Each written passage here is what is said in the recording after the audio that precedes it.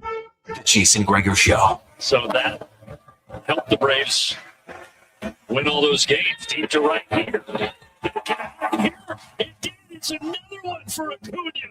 On Sports 1440. Up the middle, base hit. Here he comes. Sogard rounding to throw home. And the Sox win again. What a wild ride on a roller coaster tonight. Presented by PlayAlberta.ca, Alberta's only regulated online gambling website. Center field caught. But it clears.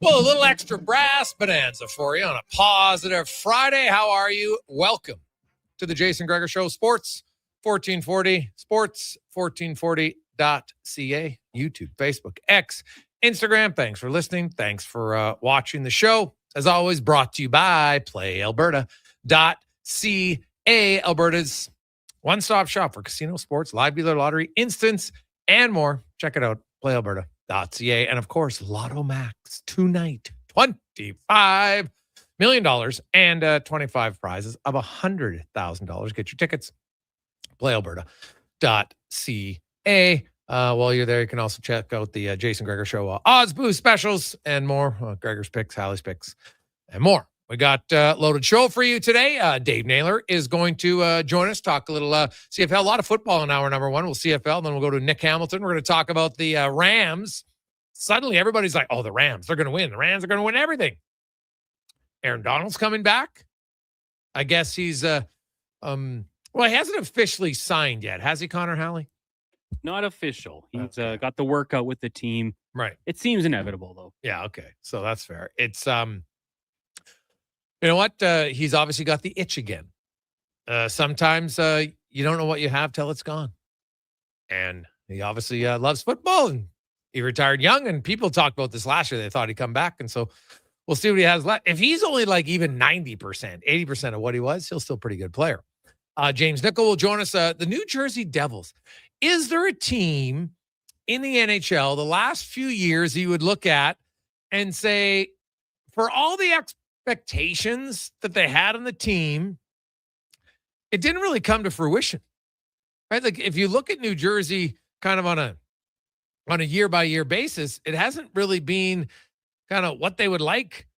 They kind of leave you wanting more, right? They had that one good year in 2023 with 112 points, but 24, 81, 25, 91, and then 87 last year. So now Jack Hughes' health is a factor for sure. But what else? So we'll talk about the Devils. We'll continue our offseason. We got some the round table at 4:00. Eddie Steele will be by. We'll set up the Elks and the Alouettes. And last night, it came to an end. Vernon Adams' streak of 21 consecutive touchdowns without an interception, and it didn't throw a TD pass. Now, he finished the game with his second interception. So, that'll go down as an interception. Obviously, it's late in the game. It's kind of a Hail Mary one, but and hey, still a tough one to give up. It's a close game. But considering they put up 30 points and he only had like 160 passing yards, it was kind of a wild game for the offense of Calgary. They had to settle for a lot of field goals in that game. Spec will be by. LT will join us. As always, we'll get your thoughts. 833-401-1440. 833-401-1440. And right off the hop, I lost a friendly wager because I was asked, how long would it take to get a text asking about this? And it took 4 minutes. It was actually an email. So I thought it'd be quicker, to be honest. So, hey, you know what? I'm pleasantly surprised. So I'll read this one. Hey, Gregor, I don't know if you've been on X today or not, but did you see the interaction with Kane and Speck? Can you shed any light on that? People love the gossip, don't they? Well, here's and honestly, I didn't know about this till about 1:30 because I haven't been on social media that much. But Kane alleged that he had a conversation with Speck where he was crying. So I know exactly when that happened. Speck had written an article that he thought Evander Kane's time in Edmonton was coming to an end. People were kind of tired of his act. Kane wanted to have a one-on-one meeting with him. He did. The one-on-one meeting didn't last very long. Was fairly short-lived. My understanding is, ended up with a bleep you back and forth. And that was it. There were no tears shed. I think maybe Kane thought he would intimidate him or not. Hey, I can tell you lots of writers have had players request to have a one-on-one, clear the air. Sometimes it's a bleep you. Other times it's just sharing their sides of the story. And that's how it goes. So I wouldn't, don't believe everything you read on the internet. That's all I'll say. So wish Evander all the best in his career. Do I think it'll be in the NHL again? Probably not. So, and he'll be the one to ask why. It was never about talent. He's always had enough talent to be in the NHL. That's never the issue at all. Never the issue at all. So, now this text is funny because I'm guessing Norm might have seen me there. Hey, Gregor, it's Positive Friday, and I'm trying to find a positive and why it takes so long to get a table at Joey's Mayfield. Dude, I don't understand it. We went there for lunch today, and I have never seen a place have a lineup when there's virtually no one in there. Like you get there at 11:30 for lunch, it's empty, and they come up and everybody's got their iPad. Now you got to put the name down. I'm like, why can't you just have one person come to the door? Hey, table for two? Great. Here we go. Walking to the table.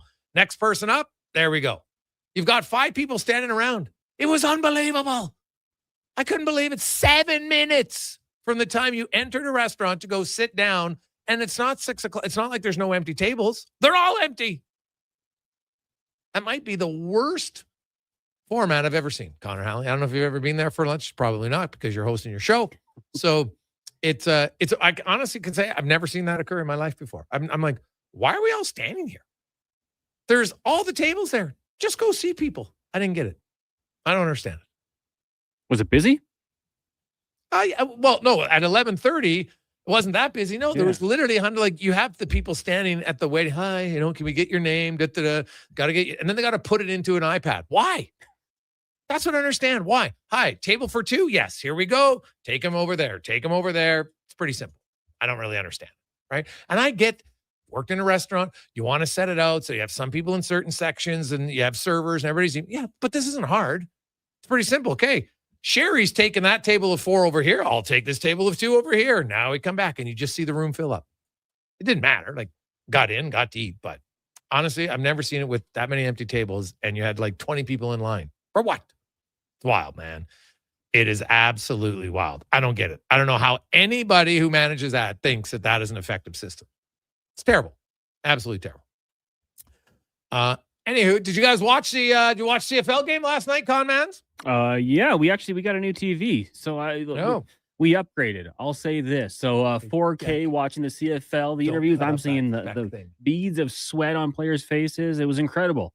Football game was pretty fun too. But yeah, good game. Yeah, there was lots of people sweating last night. It was pretty hot in some places. So no, it was an entertaining game. And you know what? The CFL, man, I'm telling you, like it's 60 points every game now just seems to be the norm. It's wild. And I think it's something that we haven't talked about. And, I was watching the game last night and in 2 different occasions for Chad Kelly, I'm like, look at how he's changing. They're changing again. And with a 35-second play clock, Cons, teams are getting in and out of their huddles quicker. So when they get to the line of scrimmage, they're reading the play more. We'll talk to Eddie about this, but I wonder how much that's having to do with it right now because teams are having more success moving the ball up and down the field. Now, field goal kickers are more accurate, right? I think there's lots of things that are better, but I do wonder how much of an advantage that is. I'll have to ask Cody and some of the other quarterbacks. Like for veteran quarterbacks, I think it's a big advantage, right? You can see Cody Fajardo's seen every defense that you can. So as a defender, I'll ask Eddie, do you have to disguise things more now?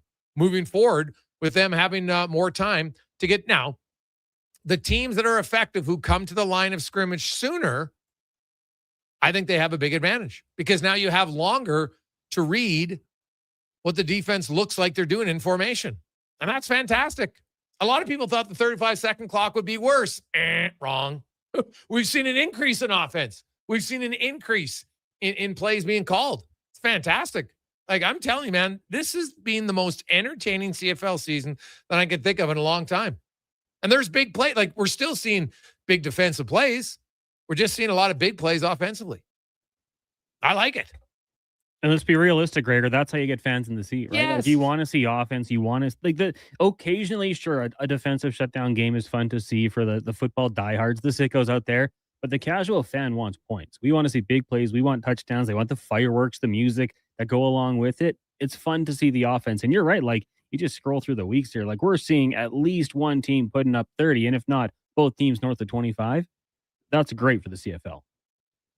It is. So I'm looking forward to that game tomorrow afternoon, man. Tonight you got Ottawa and Saskatchewan. There hasn't been many stinkers. This one might be one. Ottawa just can't find a way to win. They're in some of their games, but not always. Right? If you look at them, they've been outscored significantly this year by the two. I think it's like 81 points. Right? So I'm not holding my breath. Now Saskatchewan has lots of injuries to the offensive line. Receiving core. So that maybe could slow them down a bit, but we saw this last year with them.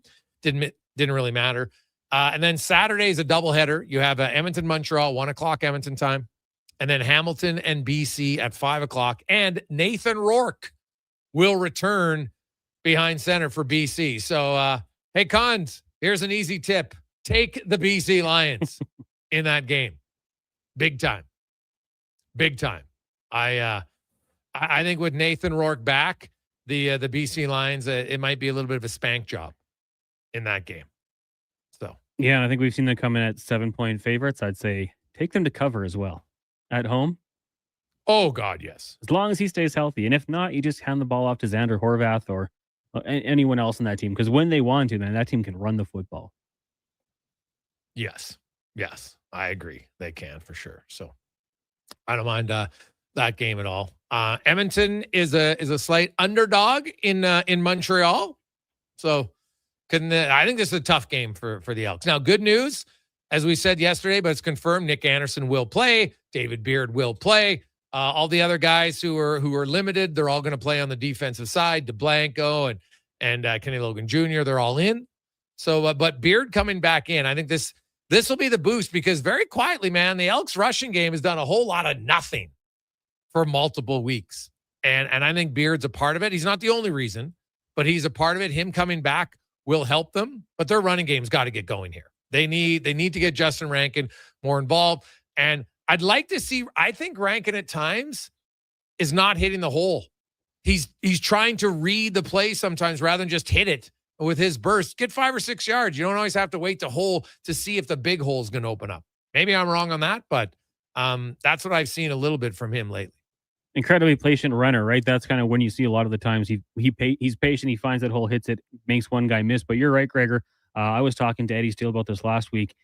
Since that 107-yard game against Ottawa, we haven't seen much. 9 yards, 39 yards, 28 yards. And in 2 of those games, less than 10 carries. So I'm a big, I've been saying it for a while. I've been banging the drum. I need him to get north of 10 to 15 carries, I think. Keep the defense honest, at least the threat of a running game. But you got to think it'll eventually come because the first 3 games, this guy was ridiculous. He just hasn't found it since. And maybe with the health in the offensive line, that helps.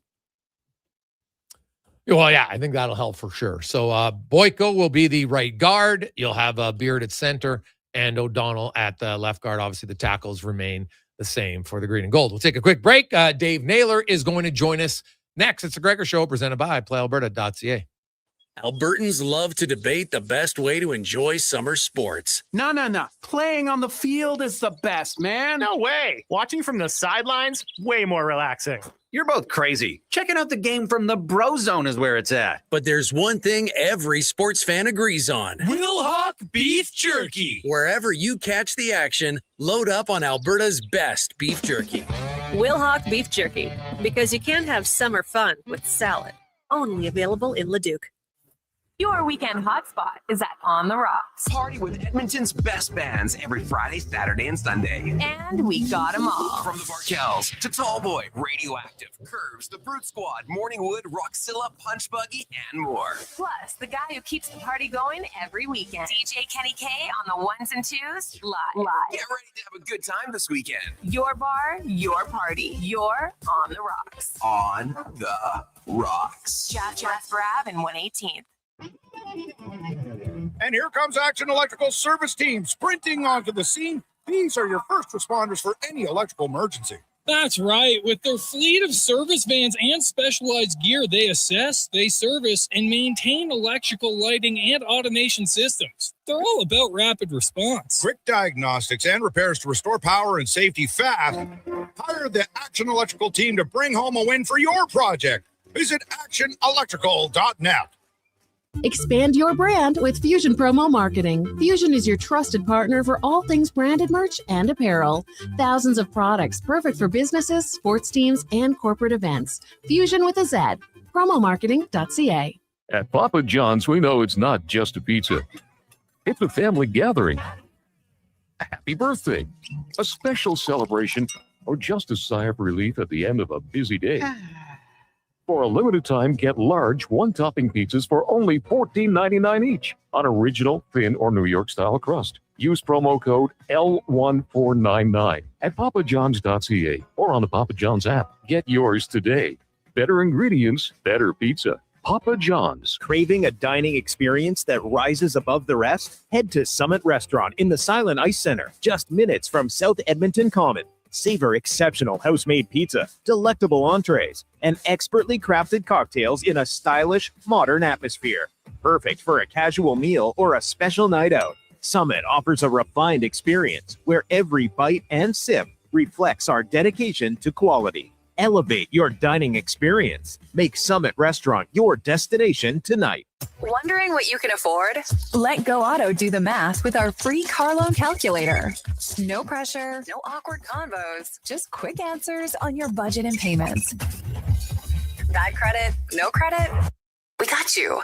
Text CHECK to 780-777-7777. That's CHECK to 780 all sevens. Find out what you qualify for and start shopping with confidence. Go Auto. Drive what you love with payments that make sense. Take the pain out of airport parking with Park to Go.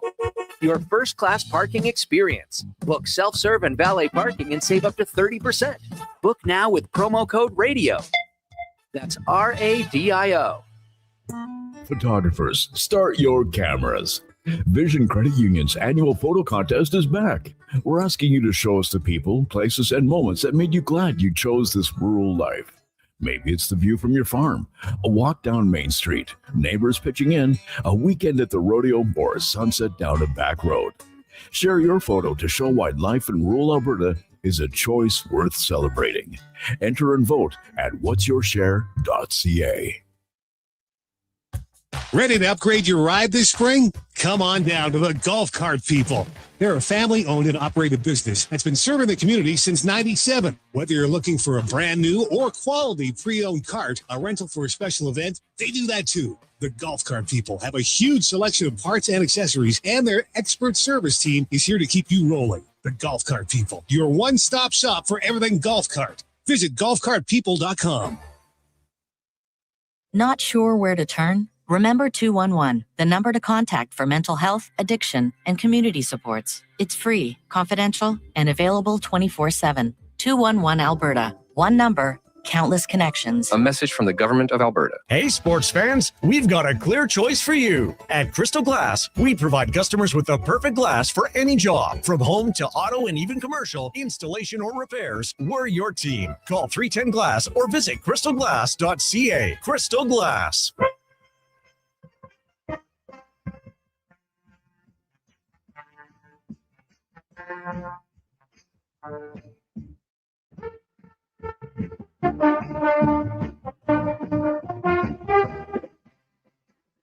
Portions of this hour brought to you by UL. Helping you finish your electrical project is their goal. From hot lights to electrical panels, the gear you need is at ul.ca or in person at one of their Edmonton area locations. ul.ca, your partners in power. The Jason Gregor Show, the best of Edmonton sports talk and beyond. This is Sports 1440. Presented by PlayAlberta.ca, Alberta's only regulated online gambling website.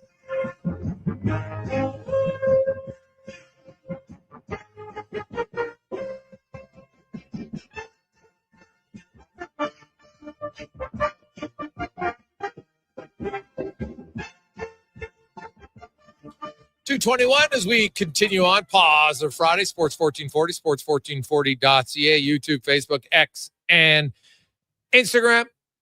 Hope you're having a lovely Friday, a busy weekend, of course, in sports. You got MLB continuing on, another week in the CFL game tonight, 2 games tomorrow. If you're a fan of hockey, you got the itch. Well, the Hlinka Gretzky getting down to the nitty-gritty in that tournament. So you can check that out this weekend as well. Tickets available. You also, if you are Prairie Junior Football, the Wildcats got their home opener on Sunday, I think it is. So lots of sports, man. There's never a shortage. That's why we love sports shows, because rarely is there a shortage of things to discuss on the sporting front.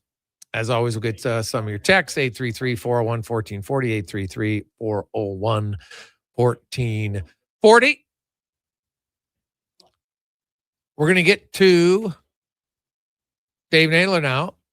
We get to our big guest of the day, brought to you by Spruce Grove Saints. And, hey, we're into August. For many of you, all of a sudden, kids got to get back on the ice. Well, you got camps from the 24th to the 28th. Just before training camp, getting back up to speed, U9, U11, U13, U15, and 16. Check it out, sgsaints.ca. Sign up for a great camp.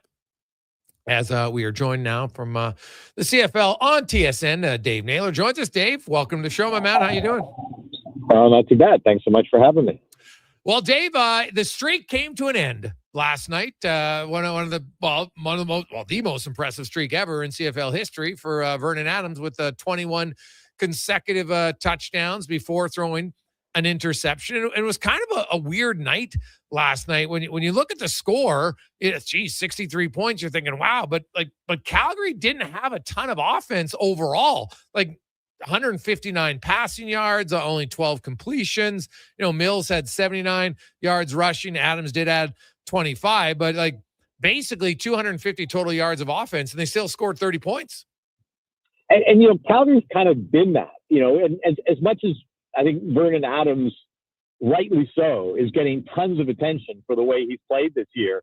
And the fact that we have all these quarterbacks around the league throwing for, 350, 400, even at a 500-yard game this year, I kind of sometimes got lulled into thinking, yeah, Vernon Adams is part of that. You know what I mean?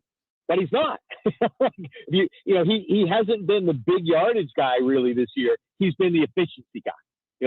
That's been what his so him having a lower passing total is not completely inconsistent with the way he's played this year. Obviously, that's lower than we're used to seeing. But he hasn't been, the 350, 400-yard guy. He's been just incredibly efficient with the football. And I love the Vernon Adams success because, it reminds us of, how long it takes for a quarterback to hit his peak. And we have all kinds of impatience with quarterbacks that are playing that are in their 20s. And boy, this game takes a long time to learn. And particularly in VA's case, I used to say that he had a very kind of unique skill that I'd never seen before. And this is what I'm getting at. He could play a game sometimes where he threw 35 passes, where he had 4 interceptions.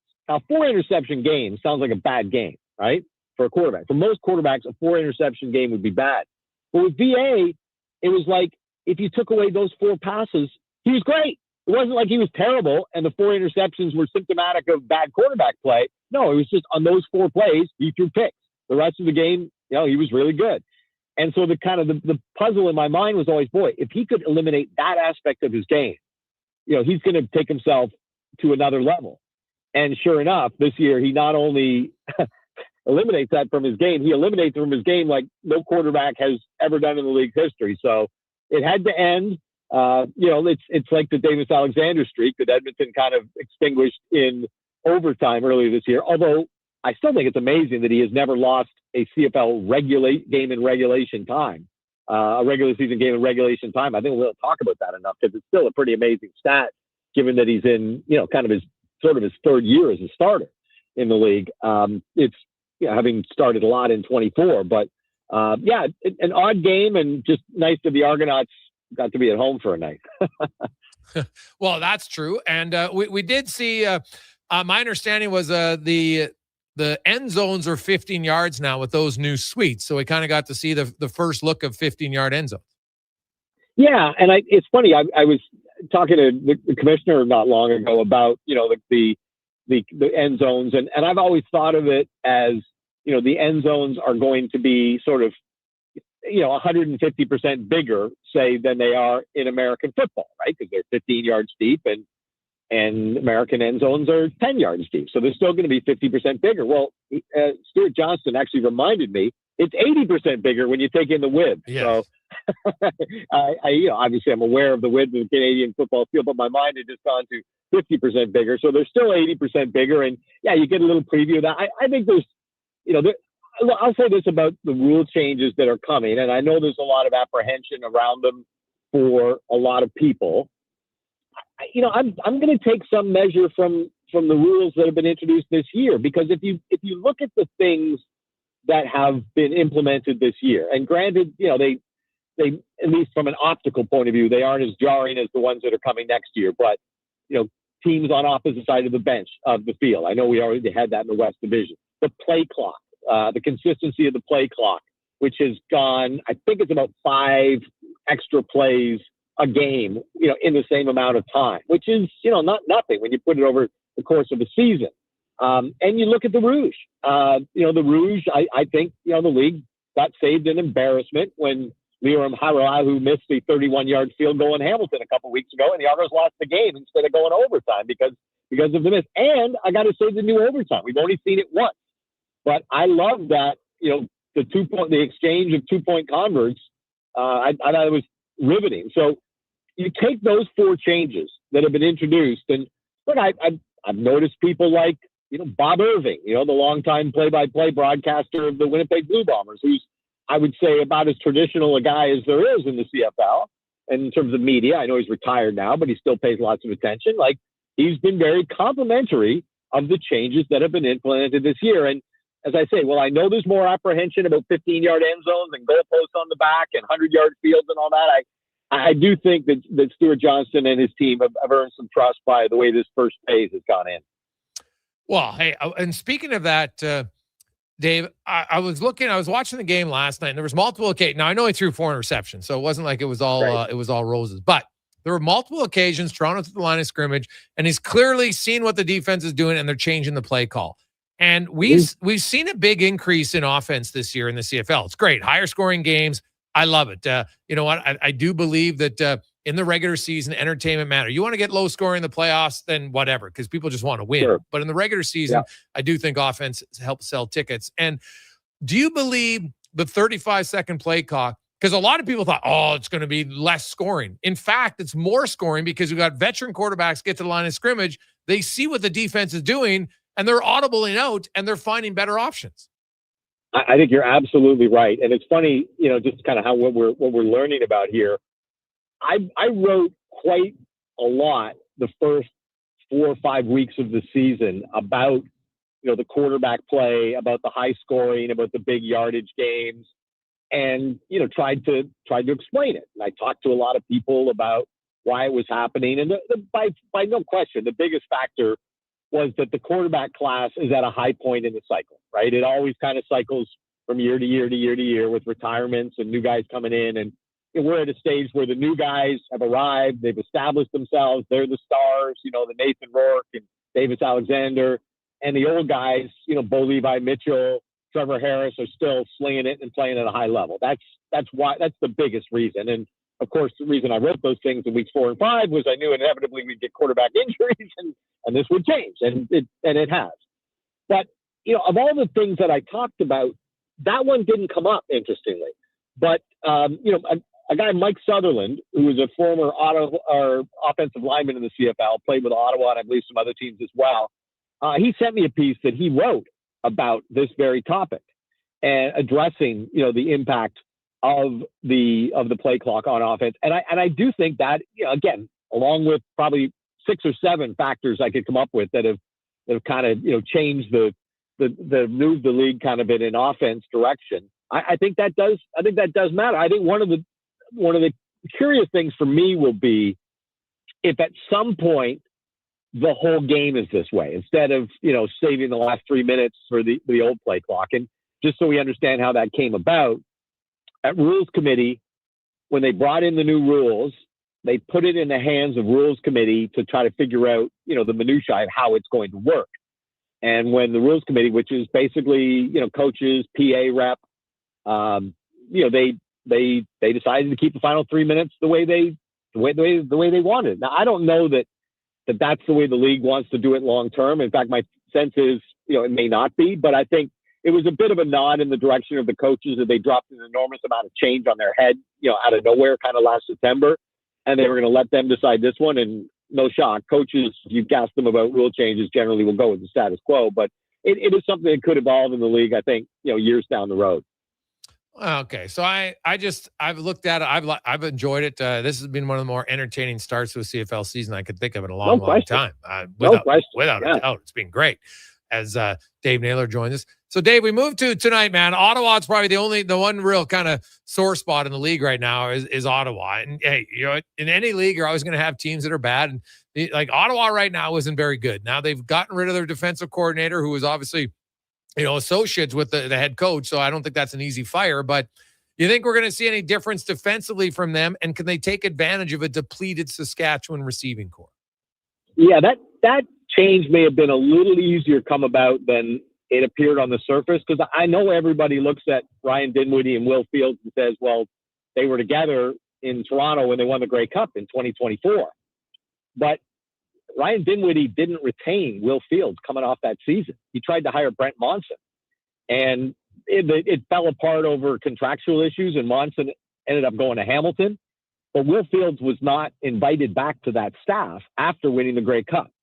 And then, of course, Will went to Ottawa, and then Ryan ended up going to Ottawa. And so it was a reunion, but it was not necessarily on the surface what it might have appeared to be kind of from a distance. So I get kind of why you're going that direction, but I don't know that it was, that it was necessarily these guys were tight, and this was a, strong working relationship that they'd had from Toronto. I don't know that that's necessarily the case. So, but, here's the thing with Ottawa. And look, for most of the games this year, they've been just good enough to get beat. And this has been I said this to Paul Lapalisse when we were sitting around the green room for a game last week on the panel. I said, Paul, the DNA in this franchise goes back to when you were coaching there. And what I'm talking about is the 1 to 3 plays a game that turn close games from wins to losses or losses to wins. And I remember I brought up to Paul, I said, you remember a game where they threw the ball to Darvin Adams, there was no one within 15 yards of him, and he just dropped it when you were coaching? It was like that was the Ottawa curse. They can't make that one play. And you watch that overtime game against Winnipeg 2 weeks. How many defensive backs in Ottawa had the game in their hands and couldn't squeeze it? How many 3rd and 1 plays have cost them? Watch them they had 4 trips inside the 6-yard line last week and came away with 6 points. I mean, it's mind-numbing stuff. So, that's why you see, I think Jake Mayer had 311 yards passing last week and 300 the week before. That's just one thing I have come around on with Ottawa, is that, look, the old saying, Jason, quarterbacks get too much credit, get too much criticism. The narrative in Ottawa for the first 4 or 5 weeks of the season was Ryan Dinwiddie got the quarterback choice wrong. He should have gone with Drew Brown. He went with Jake Mayer. He's limiting. They're never going to win with this guy. Well, I mean, you can't watch the last 2 Ottawa Red Black games and tell me Jake Mayer is their biggest problem, because especially when you think of what he's facing, the lack of the run game and everything else. They still don't have a deep passing game, but yeah, they should have beat Sask last time. We all remember the worst attempted tackle in the history of special teams. As Matthew Sexton is running down the rail, and the punter's all he's got to do is put his 2 hands out and push him out of bounds, and somehow he whipped. And, that was the difference in that game. So they've had a number of games that have been like that, just key moments that they just are not there for. And now the defense is in the hands of a guy like Jeff Reinbold, who, has had some success as a defensive coordinator in the CFL. He's had some challenges, but given how long he's been around, there's not a lot he hasn't seen. Let's get to Saturday's games. And it's Edmonton, Montreal, first in the West versus first in the East. Although Saskatchewan wins tonight, it'll be a tie for first in the West. But, we talked about Davis Alexander. He's had a great run, no question, as starting quarterback. The Elks, the only team that beat him, albeit in overtime. I look at this game and really, Edmonton's red zone offense, and I know that they keep trying to downplay it, but the facts are facts. They're not getting it done. Now, Cody Fajardo had an interesting answer. He felt like, I think at times we're thinking about it too much when we get in there, and we're trying to do too much, and we're tensing up, and we're not making plays. But the Elks defense is going to have to find a way to disrupt the chemistry of Davis and his top two receivers. Otherwise, you're going to need your offense to score 4 or 5 touchdowns. Yeah, and I think the real challenge of those two guys in Tyler Snead and Tyson Philpott is they catch balls all over the field. Like, some receivers are good deep, some are over the middle, some will take screen passes. They do it all, and if you give them space underneath, they will take the ball and they will yak all over you, right? Like, I think Tyson, and yards after catch is what I'm saying. Tyson Philpott, pretty much all season, has been the number 1 yards after catch player in the league. So if you decide you don't want to get beat deep by him and you're going to give him space and play him zone and let him catch balls underneath, he's still going to produce 20, 30, 40-yard gains against you. And, of course, if you creep up on him and, try and clamp down on him, those underneath throws, well, he pulls the double move and all of a sudden, he's behind everybody and he's going for 70 yards on a touchdown. So, and Snead's very much similar. I mean, different kind of player, but that ability to make plays at every part of the field and to yard after catch with the ball and turn small throws into big gains, that's what those two guys share.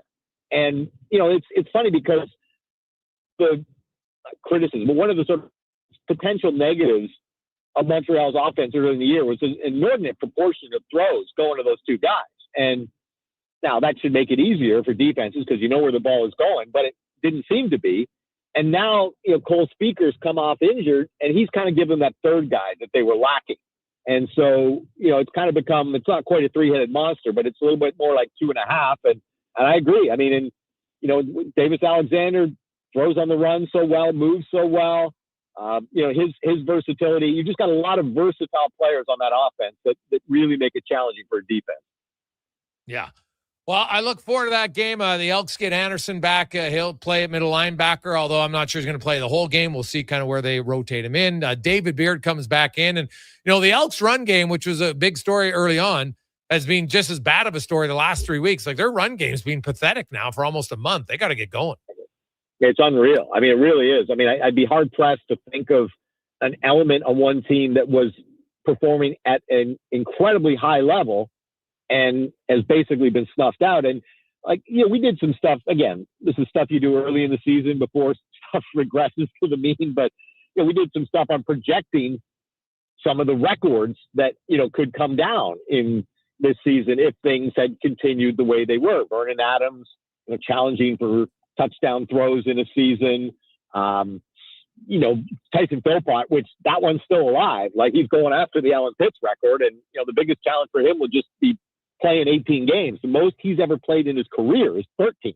And obviously, if you're going to try to take aim at an all-time league record, you're going to need to stay healthy throughout. But Justin Rankin was in the Mike Pringle conversation. That's how good he was the first 4 or 5 weeks of the season. And it just looked like when they played BC, the BC was just swarming the football. Like, they were not going to get beat by Justin Rankin. And I think other teams, as tends to happen in football, go to school on film on what teams that have been effective are able to do. But all that said, just the extremes of going from what that offense was on the ground to what it is without. And maybe that's a big credit to Cody Fajardo that his play hasn't really dipped as the run game has been stuffed. He's shouldering a lot more of the offense right now. But yeah, you expect that, when I talk about regressing to the mean, maybe it improves to the mean again, because I think Justin Rankin is somewhere between what we saw the first 4 or 5 weeks of the season and what we've seen since. But that, I think, it was his big playability and, that ability to turn a a screen pass or a handoff into a scoring play, just really motivated defenses to try to. It wasn't like he's just grinding out yards. These were game-changing yards, and teams have obviously focused and tried to take that away and been successful at it. Enjoy the weekend. As always, we appreciate it, Dave. Have a great day. Hey, thank you so much. I appreciate it. There you go. That's Dave Naylor from CFL and TSN. Big weekend in the CFL, man. That Elks Alouettes game. Can't wait. 1:00 tomorrow. Can't come soon enough. And if you are a football fan, we mentioned it. You got the Wildcats. They have their home opener Sunday. Meanwhile, the Edmonton Huskies will play Saturday night at 7:00 at the JP Bowl. So lots of football to get after it this weekend. Let's take a quick break. We'll return to Gregor Show presented by Play Alberta. Solar team is now making a play for sustainability and savings. Specialists in powering up for a greener future. That's the strategy. Designing and installing high-efficiency solar panels. They're helping homes and businesses combat rising utility costs by harnessing the power of the sun. A smart move for efficiency and the environment. Hire the Action Electrical team to bring home a win for your project. Visit actionelectrical.net. At Papa John's, we know it's not just a pizza. It's a family gathering. A happy birthday, a special celebration, or just a sigh of relief at the end of a busy day. For a limited time, get large one-topping pizzas for only $14.99 each on original, thin, or New York-style crust. Use promo code L1499 at papajohns.ca or on the Papa John's app. Get yours today. Better ingredients, better pizza. Papa John's. Tap into the fun of Play Alberta's most popular casino games. From the fast-paced spins of Cash Eruption to the retro thrills of Sevens Wild, online excitement is always at your fingertips. Spin through your choice of popular slots or discover Alberta-exclusive games you won't find anywhere else. Visit playalberta.ca/Gregor to learn more. That's playalberta.ca/Gregor. Must be 18 plus to play. If you gamble, use your game sense. For all your welding supplies, think AWS Welding. Located in Nisku, their readily stocked storefront carries a wide variety of welding glasses, cylinder rentals, plus welding rod, wire, and consumables. Same-day delivery is always available. And if they don't have it, AWS Welding will find it for you fast. Visit their online store today at awswelding.ca or give them a call or text at 780-979-0470. AWS Welding. They make it happen.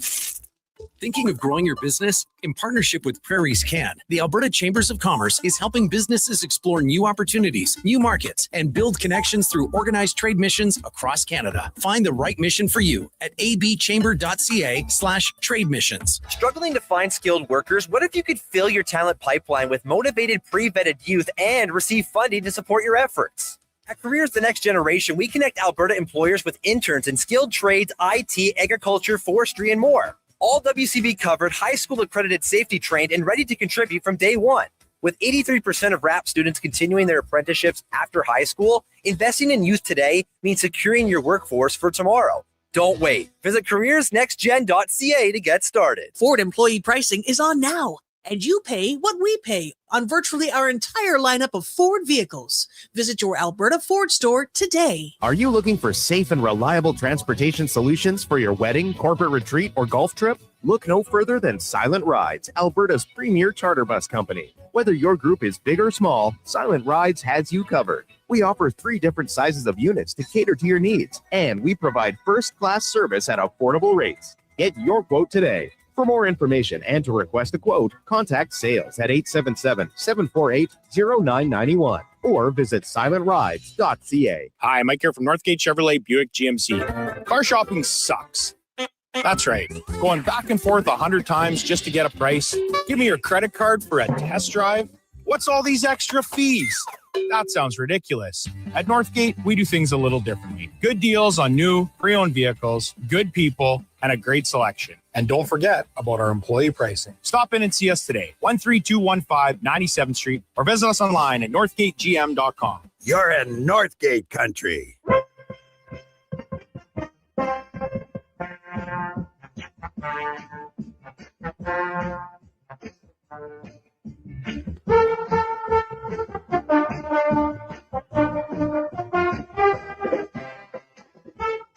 portions of this hour brought to you by Papa John's. Get the Gregor special. Enjoy 20% off any regular menu price order. Enter promo code Gregor at papajohns.ca or on the Papa John's app. The Jason Gregor Show, the best of Edmonton sports talk and beyond. This is Sports 1440. Presented by PlayAlberta.ca, Alberta's only regulated online gambling website. 2:46, positive Friday, rolling through. Hope you have fun plans for the weekend. If you are going to a Folk Fest, there's a delay at the gate, so hopefully everything's up and running for all of you. What are they called? Are you like Folk Festers? And have you been? How many of you have been to Folk Fest? I think I went once. Honestly, I have some buddies who went and who go, and they're still going this weekend. And I was talking to them on our vacation recently, and one night, like, I really learned a lot about Folk Fest. Like, it is, man, it's a different. I never knew there used to be like races for the tarps. That was intriguing to me. So we'll get into that a little bit later on for all of you folkies. I'm going to have fun this weekend. Should be good. Hopefully, it doesn't rain. Sadly, rain in the broadcast on the forecast on Sunday and Monday. Terrible. Like, come on. Enough. I'm throwing up the white flag. Throwing up the white flag for the precipitation. So I think we've had enough. Now, let's get to our NFL report brought to you by Legacy Heating and Cooling, home of the no payments, no interest for 1 year in your furnace or your AC. Unfortunately, if your basement flooded, you need a new furnace, they can help you out. LegacyHeating.ca. And we continue our NFL training camp preview. We stop in LA to talk about the Rams. There seems like there's some news going on about the Rams. Nick Hamilton from Nightcast Media joins us. Nick, welcome to the show, man. How you doing? Do we have Nick there? We do not. We'll figure it out. So, if he's on the line or not. There we go. So maybe he's on mute. Who knows? We'll see. We'll try it again. Take two. Nick, welcome to the show. How you doing? Hey, doing good. How you doing? Hey, I'm doing good. I guess give us the latest. Like Aaron Donald is. I know he did the physical. Is this just cross the T's and dot the I's, and he'll be officially signed soon? I believe so. I mean, based upon who I've been talking to in the last few weeks, he worked out at UCLA this morning. Working, doing drills. So I would say a decision will be coming down at some point between, I'll say now and the end of the month. And, you know, he's all the signs are pointing in the right direction. He's been passing all the workouts. He's been doing exceptionally well, as we already know Aaron Donald can do. As this man works out every day. It's a week. As if he's never left football. So I think it's just more so making sure that he's comfortable and making sure that contractually the language and the verbiage aligns. Do you think he would sign a multi-year deal, or is this going to be a 1 year at a time situation?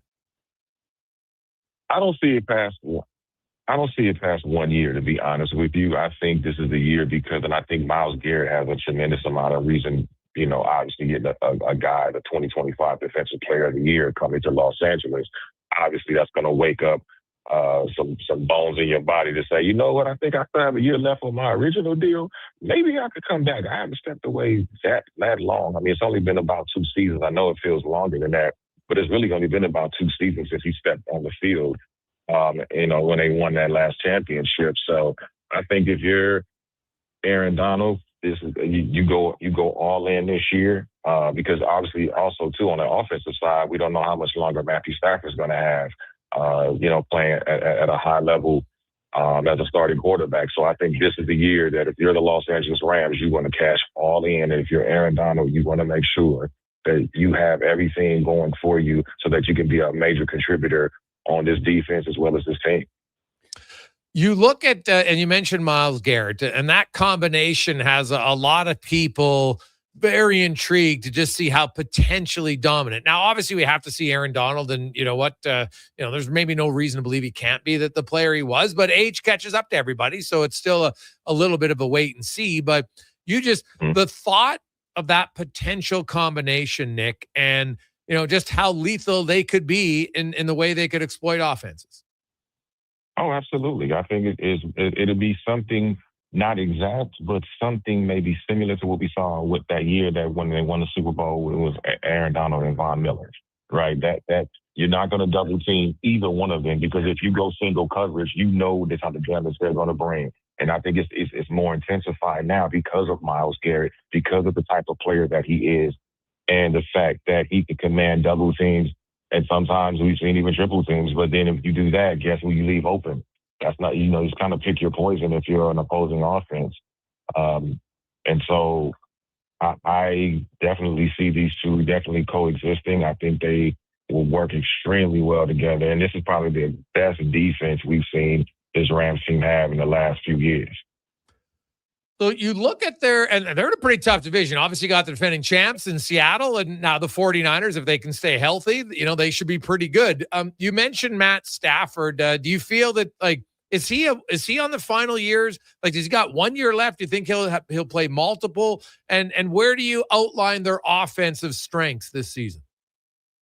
That's an excellent question. I think when you look at Matthew Stafford, obviously he signed, a 1-on-1 type of deal, which means he can come back in another season if he desires to. But I think also when you look at Matthew Stafford, 2025 MVP, I think he can repeat those same type of stats this season. I mean, with this offense, a nice offensive line, but also you have a great running game in Blake Corum and Tyron Williams, who can also block for you. You also have a rejuvenated Puka Nacua.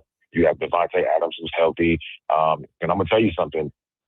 One of the steals in the draft may be C.J. Daniels out of Miami in those later rounds, because this C.J. Daniels is a kid that can make wobbly balls look like he just threw a perfect spiral. I mean, this kid is going after it. And you got the tight end. They have a very deep tight end group.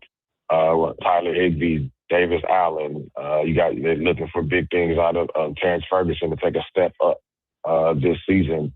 And obviously you drafted Max Clare for the long term. So they have a lot of options on offense. It's pretty much depending on what the defense is going to give you. Nick Hamilton of Nightcast Media joining us from the Jason Gregor Show, taking a look at the Rams. And yeah, I wanted to go to that tight end room because I think there's 9 players in the depth chart right now. Mm-hmm. We know that last season, Sean McVay really took advantage of the 13 personnel, and it's a copycat league. Everyone's starting to do it now. Have you seen that grow? I mean, are they just kind of evolving with that formation? And is that something we should continue to expect? Or does he now zig when everybody zags? Well, I think it's a combination of both. I think he zigs when they zag, but also, too, you're building not only for the present, but you're looking at the future as well, because contracts will be coming up after this season, especially in that tight end room. Obviously, how long does Tyler Higbee have? Because he's been injured. Unfortunately, he's been injury-riddled the last few seasons. And I think Tyler Higbee is also there for the younger guys. I mean, to kind of be a coach or a coordinator at tight end on the field, as it were. To help the young guys like a Terrence Ferguson, like a Max Clare, and to really center and make sure that you have enough depth, because if there's any injury, it's next man up, and that next man up can also play the position very well and understand the playbook and be able to execute and help Matthew Stafford move the chains down the field and make sure that you can score effectively and efficiently. So, it's almost by committee. But again, in this league, as you guys know, anything can happen, and you want to be as prepared as you possibly can when that does happen. So I think depth in the tight end room is definitely major. So it'll be interesting to see how they rotate the guys that I named and I mentioned throughout the entire season. And you touched on contract expiring the tight end room, but there's a pretty big one in that receiver room as well, with Puka Nacua now eligible. I believe he switched agents, and I just look at his comparable would probably be Jackson Smith-Njigba, who got $42.15 million. So you probably have to factor that in the next couple of years. Do you think they're close to a deal, or is this something they'll probably look at next offseason? I think they may be looking at that next offseason. They want to see if he can put it together like socks and shoes. I think if you're looking at obviously what Puka Nacua went to off the field, which was very unfortunate, but he did, seek help. He's still continuing with that help, and he's been magnificent on the field. We know how extremely talented Puka Nacua is. When you mention Jackson Smith and Jigba, it's almost 1A, 1B between him and Puka, right? And obviously you add Justin Jefferson into that wide receiver mix in the league. So when you look at Puka Nacua, I think he's just coming in it with a focus, with a renewed focus. And I think the Rams are making sure they know what he can do on the field. It's about how you handle yourself off the field. And I think Puka has learned quite a bit about himself. He learned quite a bit about the mistakes that he's made. And I think the Rams want to be assured that, hey, if we do give you this large contract, which comes with an enormous amount of responsibility, are you going to be able to handle the success that does indeed come with it? And once if he can showcase that this season, in which the organization is definitely 110% behind him, then I think the contract negotiations will start after this season. I can see him getting a huge deal on that JSN type of money because he would have absolutely earned it and deserved it. Nick, just one more for me looking in that Rams backfield here, and this is kind of on-field but also fantasy purposes. We saw Kyron Williams last year go off for a really big season, over 1,200 yards, but Blake Corum did a really good job spelling him as well, averaging over 5 yards per carry. Is that kind of the pecking order you'd expect, or do you think it'll be a little more balanced in terms of carries?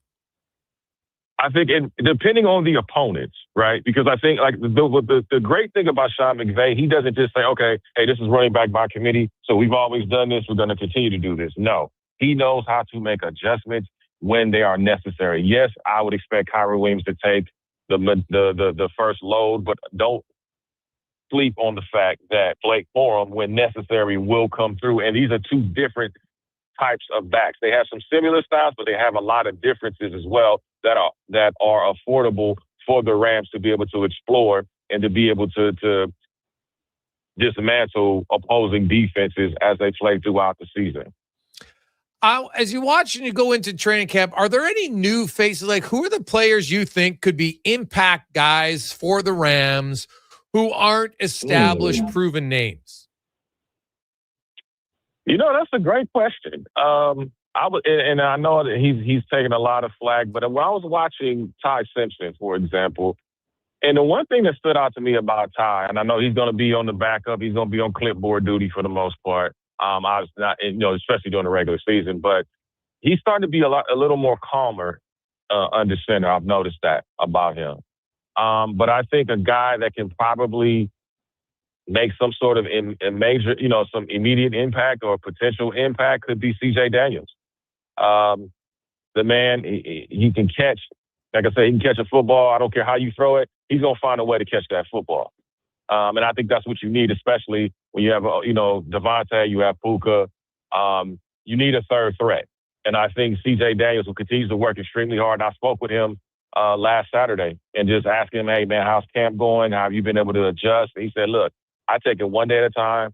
I'm enjoying it, but I'm learning the most that I need to learn, and I'm taking it one camp at a time. And the cool thing about the coaches, don't have a lot of heavy expectations for me, so they're allowing me to kind of absorb the plays as they come. Okay. And then also him learning from Devontae and Puka is going to be extremely necessary. So CJ Daniels is my pick. All right, Nick, great stuff, man. Great rundown. We really appreciate it. Enjoy the preseason and Aaron Donald watch, which likely will be official at some point later this month. Absolutely. I'm bringing out my 99 jersey already. All right, there you go. That's Nick Hamilton from Nightcast Media joining us. Hey, the Rams, on paper, they look really good. That division, ooh, that division looks really good. And I haven't even checked out the schedule yet. But, those head-to-head matchups between those three teams should be a much-watch TV if you are an NFL fan, for sure. It's 3 o'clock. Get to the Con Man and a Sports 1440 update brought to you by Hire Good for professional property services that you can feel good about. Get Hire Good. Site cleanup, debris removal, seasonal maintenance, and more. Stable jobs, create stable lives. HireGood.ca. This is the Sports 1440 update.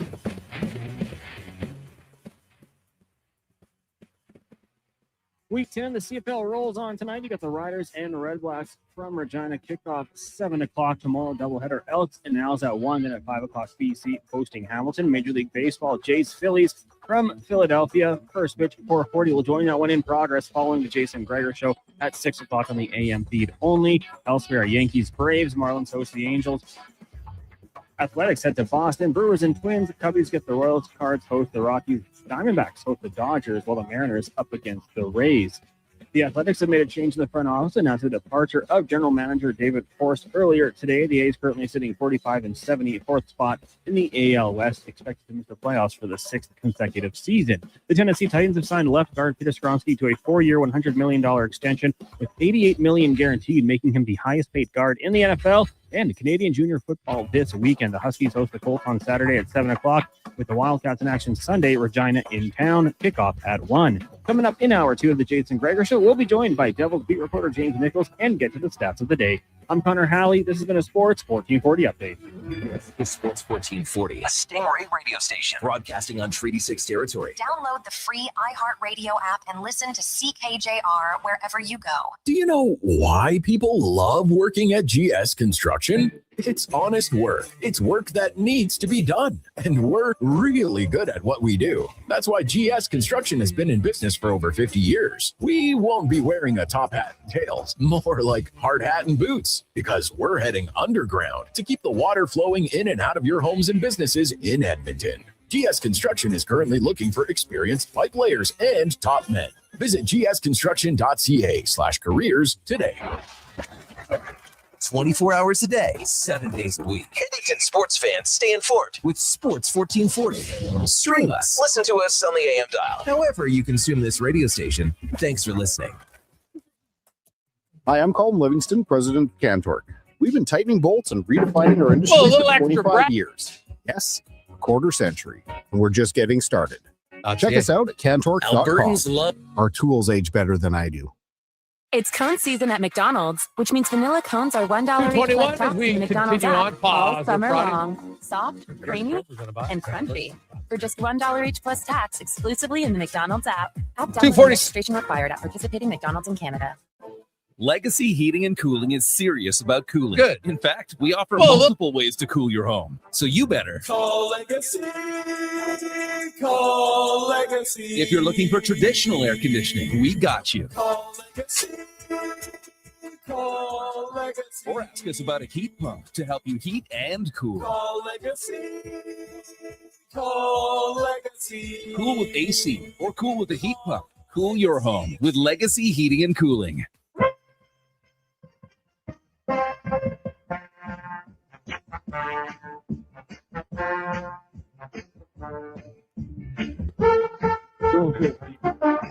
Welcome.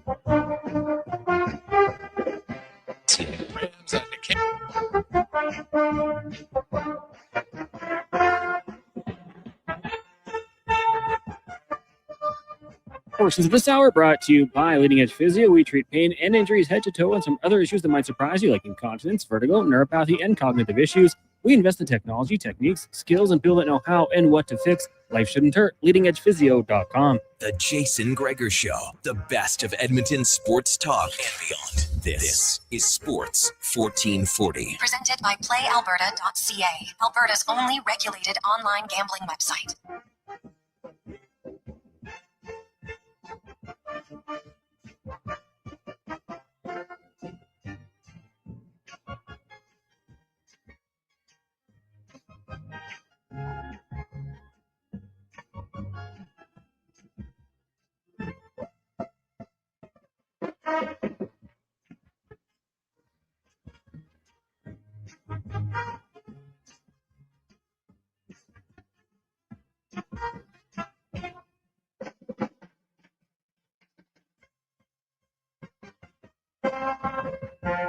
Just after 3 o'clock on a positive Friday. How you doing? Jason Gregor, Connor Halley, Declan Kruger, Sports 1440, Sports1440.ca, YouTube, Facebook, X, and Instagram. You can always get involved. You can text us 833-401-1440, 833-401-1440. Gregor Show brought to you by Play Alberta. Lotto Max tonight, $25 million. Get your tickets at playalberta.ca. Coming up, we're going to hear from James Nickel. We're going to talk a little hockey. We do have some text to get to, 833-401-1440, 833-401-1440. Rams and Niners are in Australia week 1. Ooh, there you go. Really? In Australia? So do they each get a bye in week 2? Cons, I haven't even looked that far. Do they got to play in Australia and then fly all the way back and play again the following week, or do they each get a bye?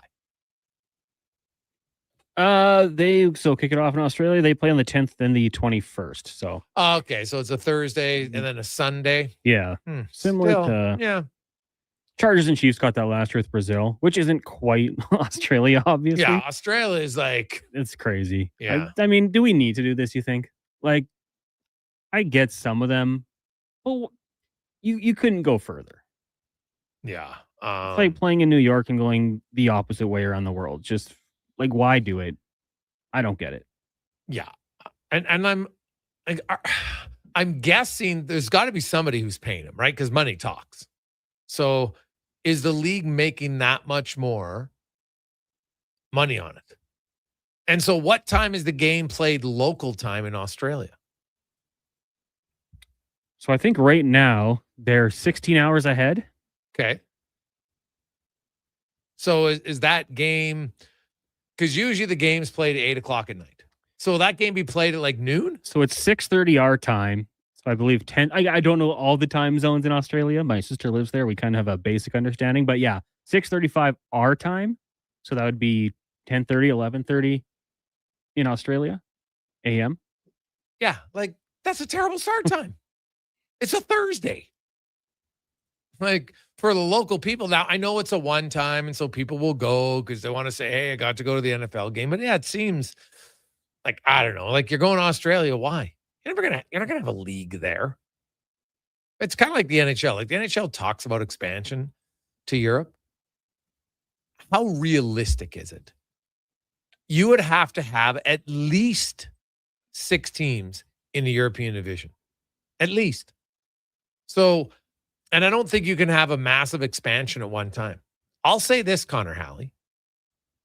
In the future, I think European NHL would happen only if there was 1 or 2 expansion teams and the rest were relocated from North American places that weren't doing well. That's the only way I see it happening. I don't see how you can start with 1 or 2 teams in Europe. And how those teams can be competitive, or like you're going to fly over there now, unless dare to dream, they're going to say, "Oh, we'll take Gregor's idea and actually play road games where you'd go and you'd play 2 in Russia and then 2 in Czechia, or 2 in Sweden and 2 in Finland against the same team." Because if there's only 2 teams over there, you better be going for more than that. But I just don't see how it's feasible. Travel matters. Right? Flying time, all that stuff. It's significant. So, I don't know. But Australia for the NFL does seem like an odd place to go. Like you're never expanding there. So, to me, it's simply about money and how much they're getting paid to go there for a one-off. Right? I don't know what the money is, but I'm going to guess it's enough to talk. Right? Yeah. And I mean, like, why does the NHL or NFL need to expand to Europe? Like, you don't hear the English Premier League, like, let's expand to Salt Lake City. Excellent point. Like, we have to go there. No, like, Liverpool did a tour. I got the exact dates. They played Sunderland, Wrexham, and Leeds. It was a week-long thing. So you do something like that. It's not one game.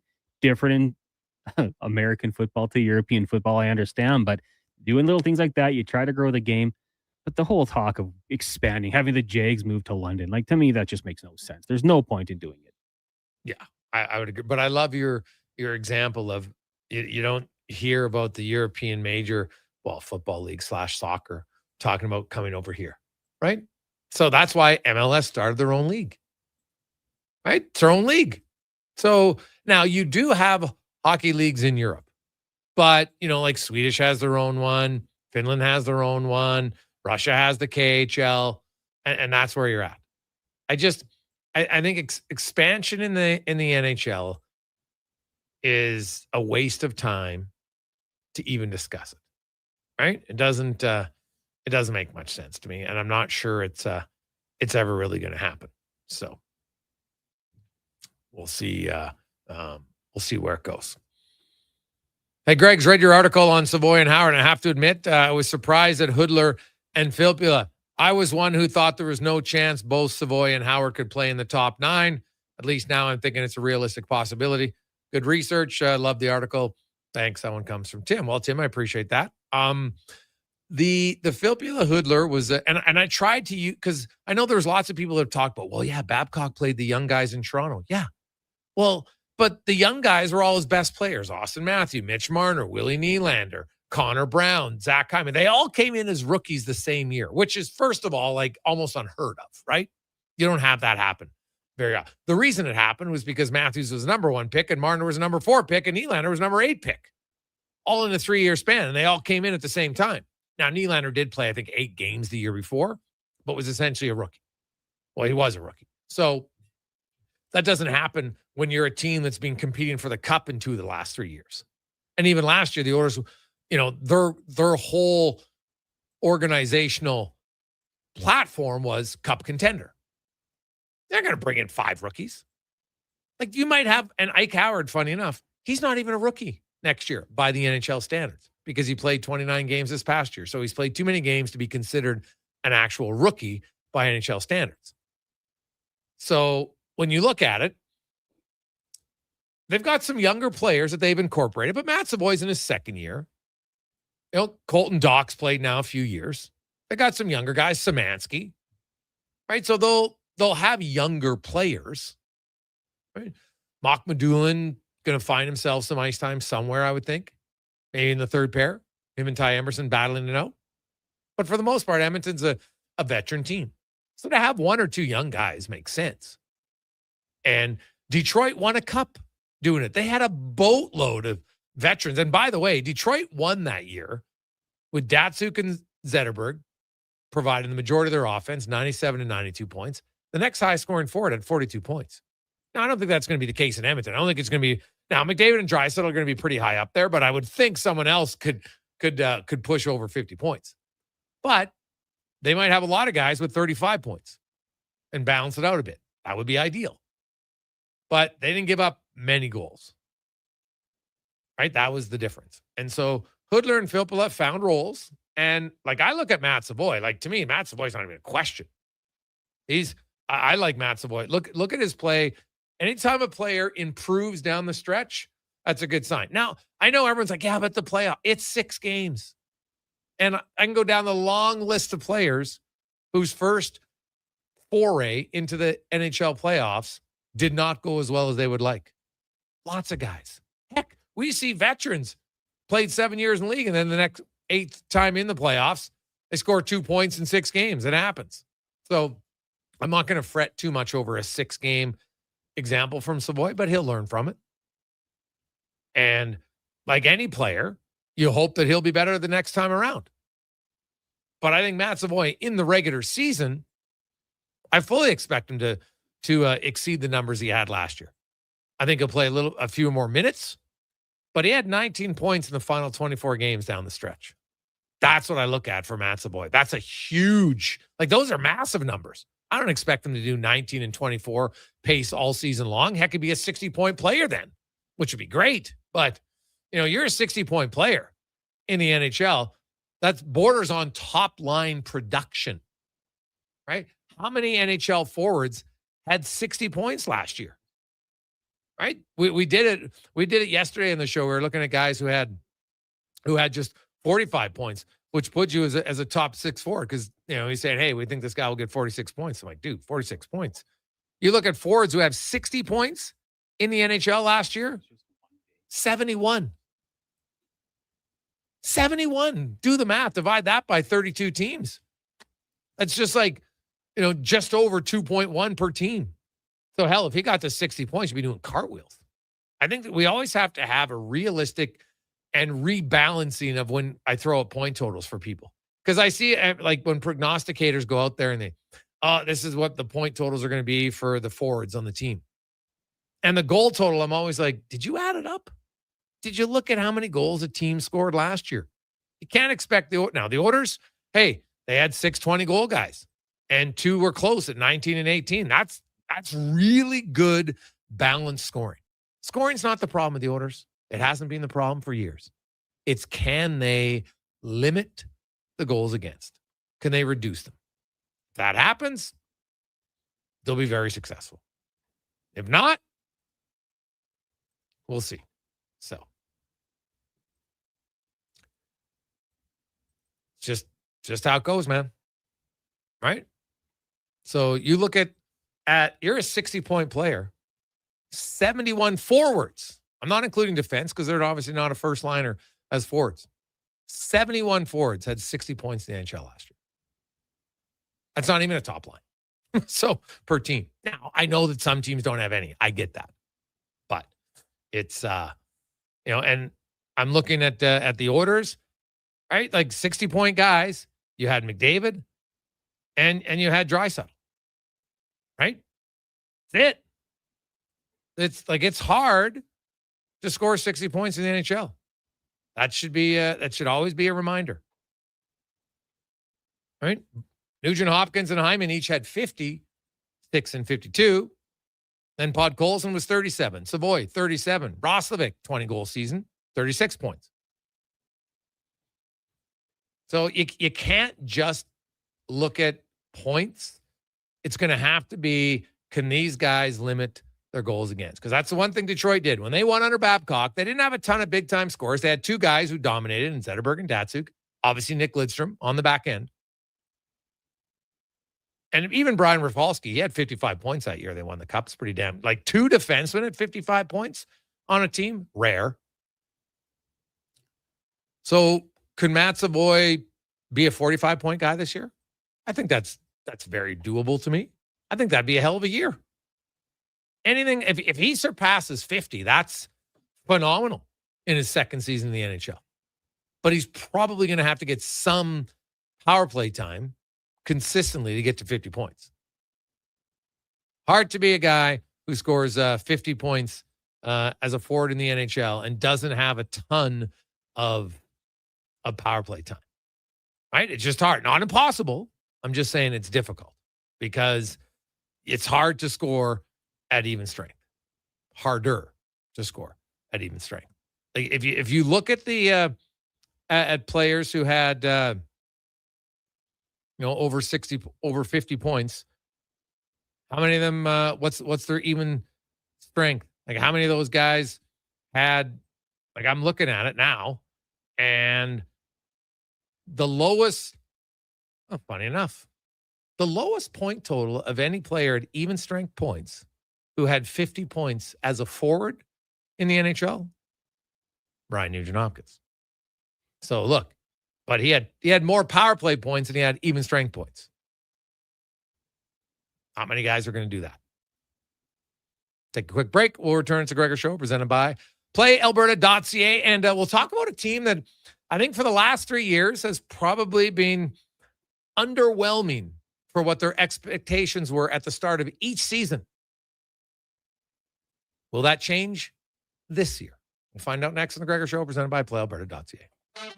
Tap into the fun of Play Alberta's most popular casino games. From the fast-paced spins of Cash Eruption to the retro thrills of Sevens Wild, online excitement is always at your fingertips. Spin through your choice of popular slots or discover Alberta-exclusive games you won't find anywhere else. Visit playalberta.ca/Gregor to learn more. That's playalberta.ca/Gregor.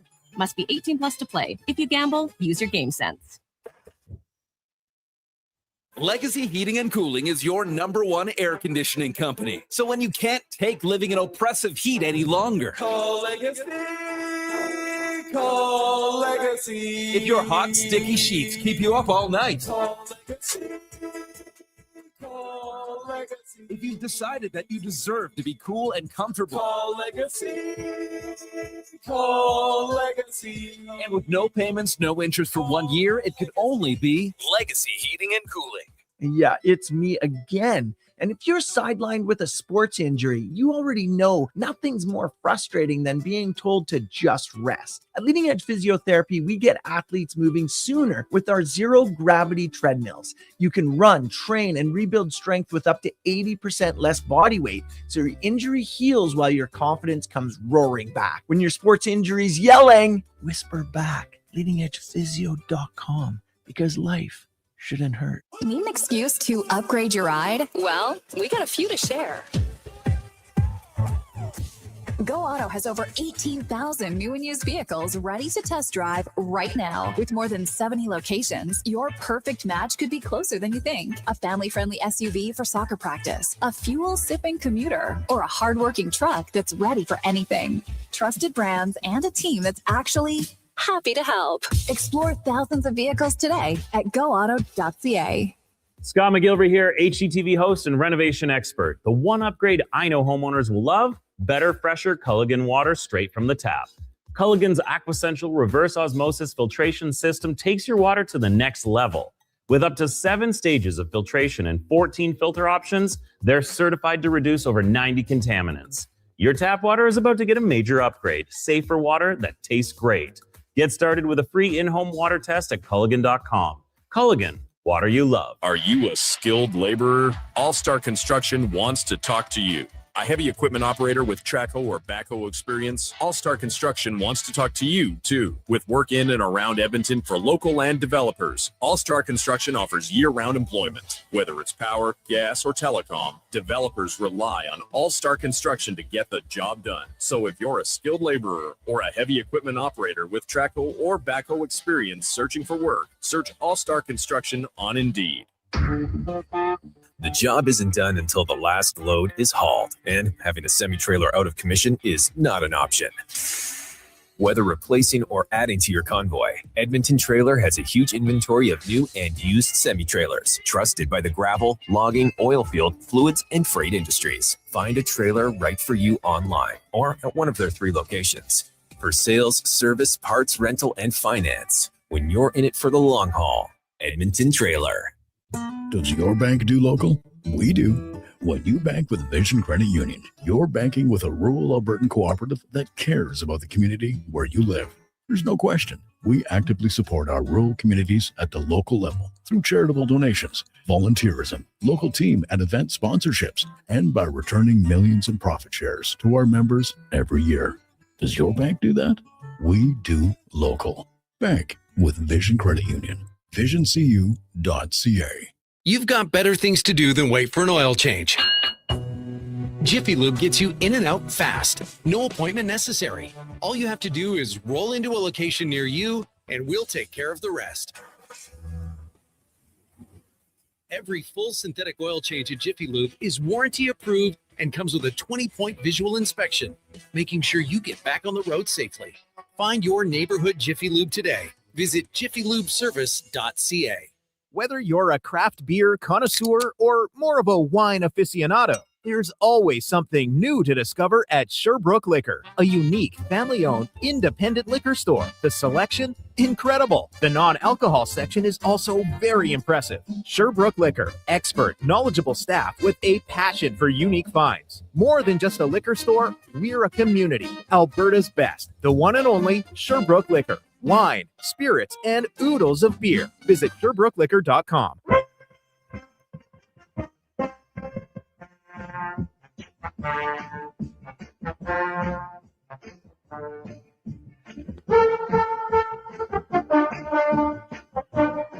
Portions of this hour brought to you by Sherbrooke Liquor, the best place for wine, cocktails, and beers from all over the world.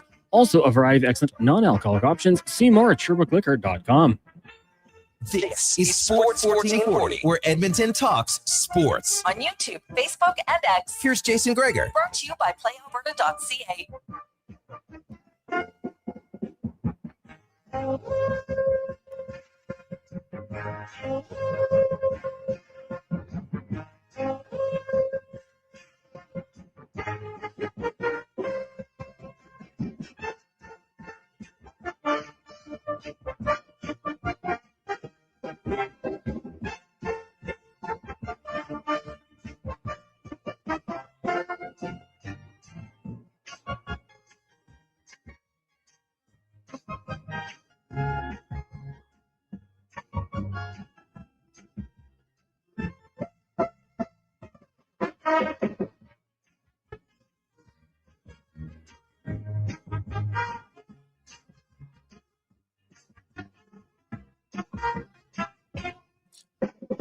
Positive Friday continues on. Hope you are having a positive day. And we found out it's Folkies for the folk festival. So they call themselves the Folkies. So for all of you going, hope you're there. Now, I heard that they've kind of changed the rules, but they used to be cons. Did you know that? So there was a draw every morning for your tarp, and you wanted to be one of the first people with a tarp. And then, though, not only I thought, okay, well, once you get a tarp, okay, great. No. They used to have to run. They would say, okay, mark, set, go. And the people with the tarps would race to secure their tarp spot. That's wild, man. Bring it back. They should have videoed that, right? Oh, yeah. Survival of the quickest. You have your crew. You're like, no, runner. What? No, you only get one person, right? You go in there, Cons, because let's say you and your friends, you want to have multiple tarps because you have big groups. Connor puts his name on. His name's drawn. Connor's running. There's no substitute. No pinch runner. Yeah. Bring it back. Let's watch it. I like it. Yeah. That's how it should be. Things I learned on holidays. Crazy. Folksies are a different breed, man. Different breed. Hopefully it'll be a drive for you all weekend. Now, let's go around the NHL. Brought to you by McDonald's. You can enjoy the $5 McValue meals. Sausage McMuffin small meal, the McDouble small meal, only $5 plus tax. Whew, the McDouble, I love it. It's a great deal. Only at McDonald's. Now, in 2023, that a breakout year, 112 points, and everyone's like, oh, the Devils have arrived. But since then, the New Jersey Devils have, I think, have struggled by their standards. Haven't been the team, haven't come close to matching that 112-point season. They've been a little bit at times, maybe a poster child of a team that hasn't lived up to expectations from what people thought they could be. Is this year going to be different, or does it once again all depend on the health of Jack Hughes? We will find out as we go to New Jersey. James Nichols from New Jersey Hockey Now joins us. James, how you doing? I'm good, Jason. How are you? Hey, I'm great. The Devils in 23 had 112 points, and everyone's like, whoo, here we go. Now they're entering the time where they'd be good. But since then, it's been 81 points, then 91 points in 25, and back to 87 points last year. Clearly, not where they would want to be. So is it just too simple to say it rests on the health of Jack Hughes? I don't know if it's too simple to say because there is some merit to it. But I mean, certainly there is just the fact that they did lack a little bit of depth last year as well. So, it's kind of a hand-in-hand thing. When Jack Hughes goes down, the rest of the team does seemingly suffer. But that's because of the lack of depth they've had. So we saw, a couple of the guys in free agency that they could have brought back, go elsewhere. And then they bring in, guys this summer like Evan Rodriguez and Jesper Boquist, who I think are going to be huge additions. I think took care of what they had to this in terms of depth adds, which in the past summers. And I think they're trying to, like you alluded to before, talking about the 22-23 team. I think they're trying to remodel that kind of roster moving forward. So they kind of started that, I think, summer. We'll see bounce back year, so long as Jack stays healthy, the depth pulls through. Okay. So we talk about some of the offseason moves for the Devils. Obviously, they had the big trade. Nemec is out, and they've had a lot of defensemen. They've been able to develop defensemen, draft defensemen. Obviously, they signed Dougie Hamilton, that big deal. But you got Hamilton, and you got Hughes, and you got Pesce, and you got Kovacevic, Siegenthaler. Now Dylan's not ready to start the year. Is he coming back? Like, is it December, January? What's his return date?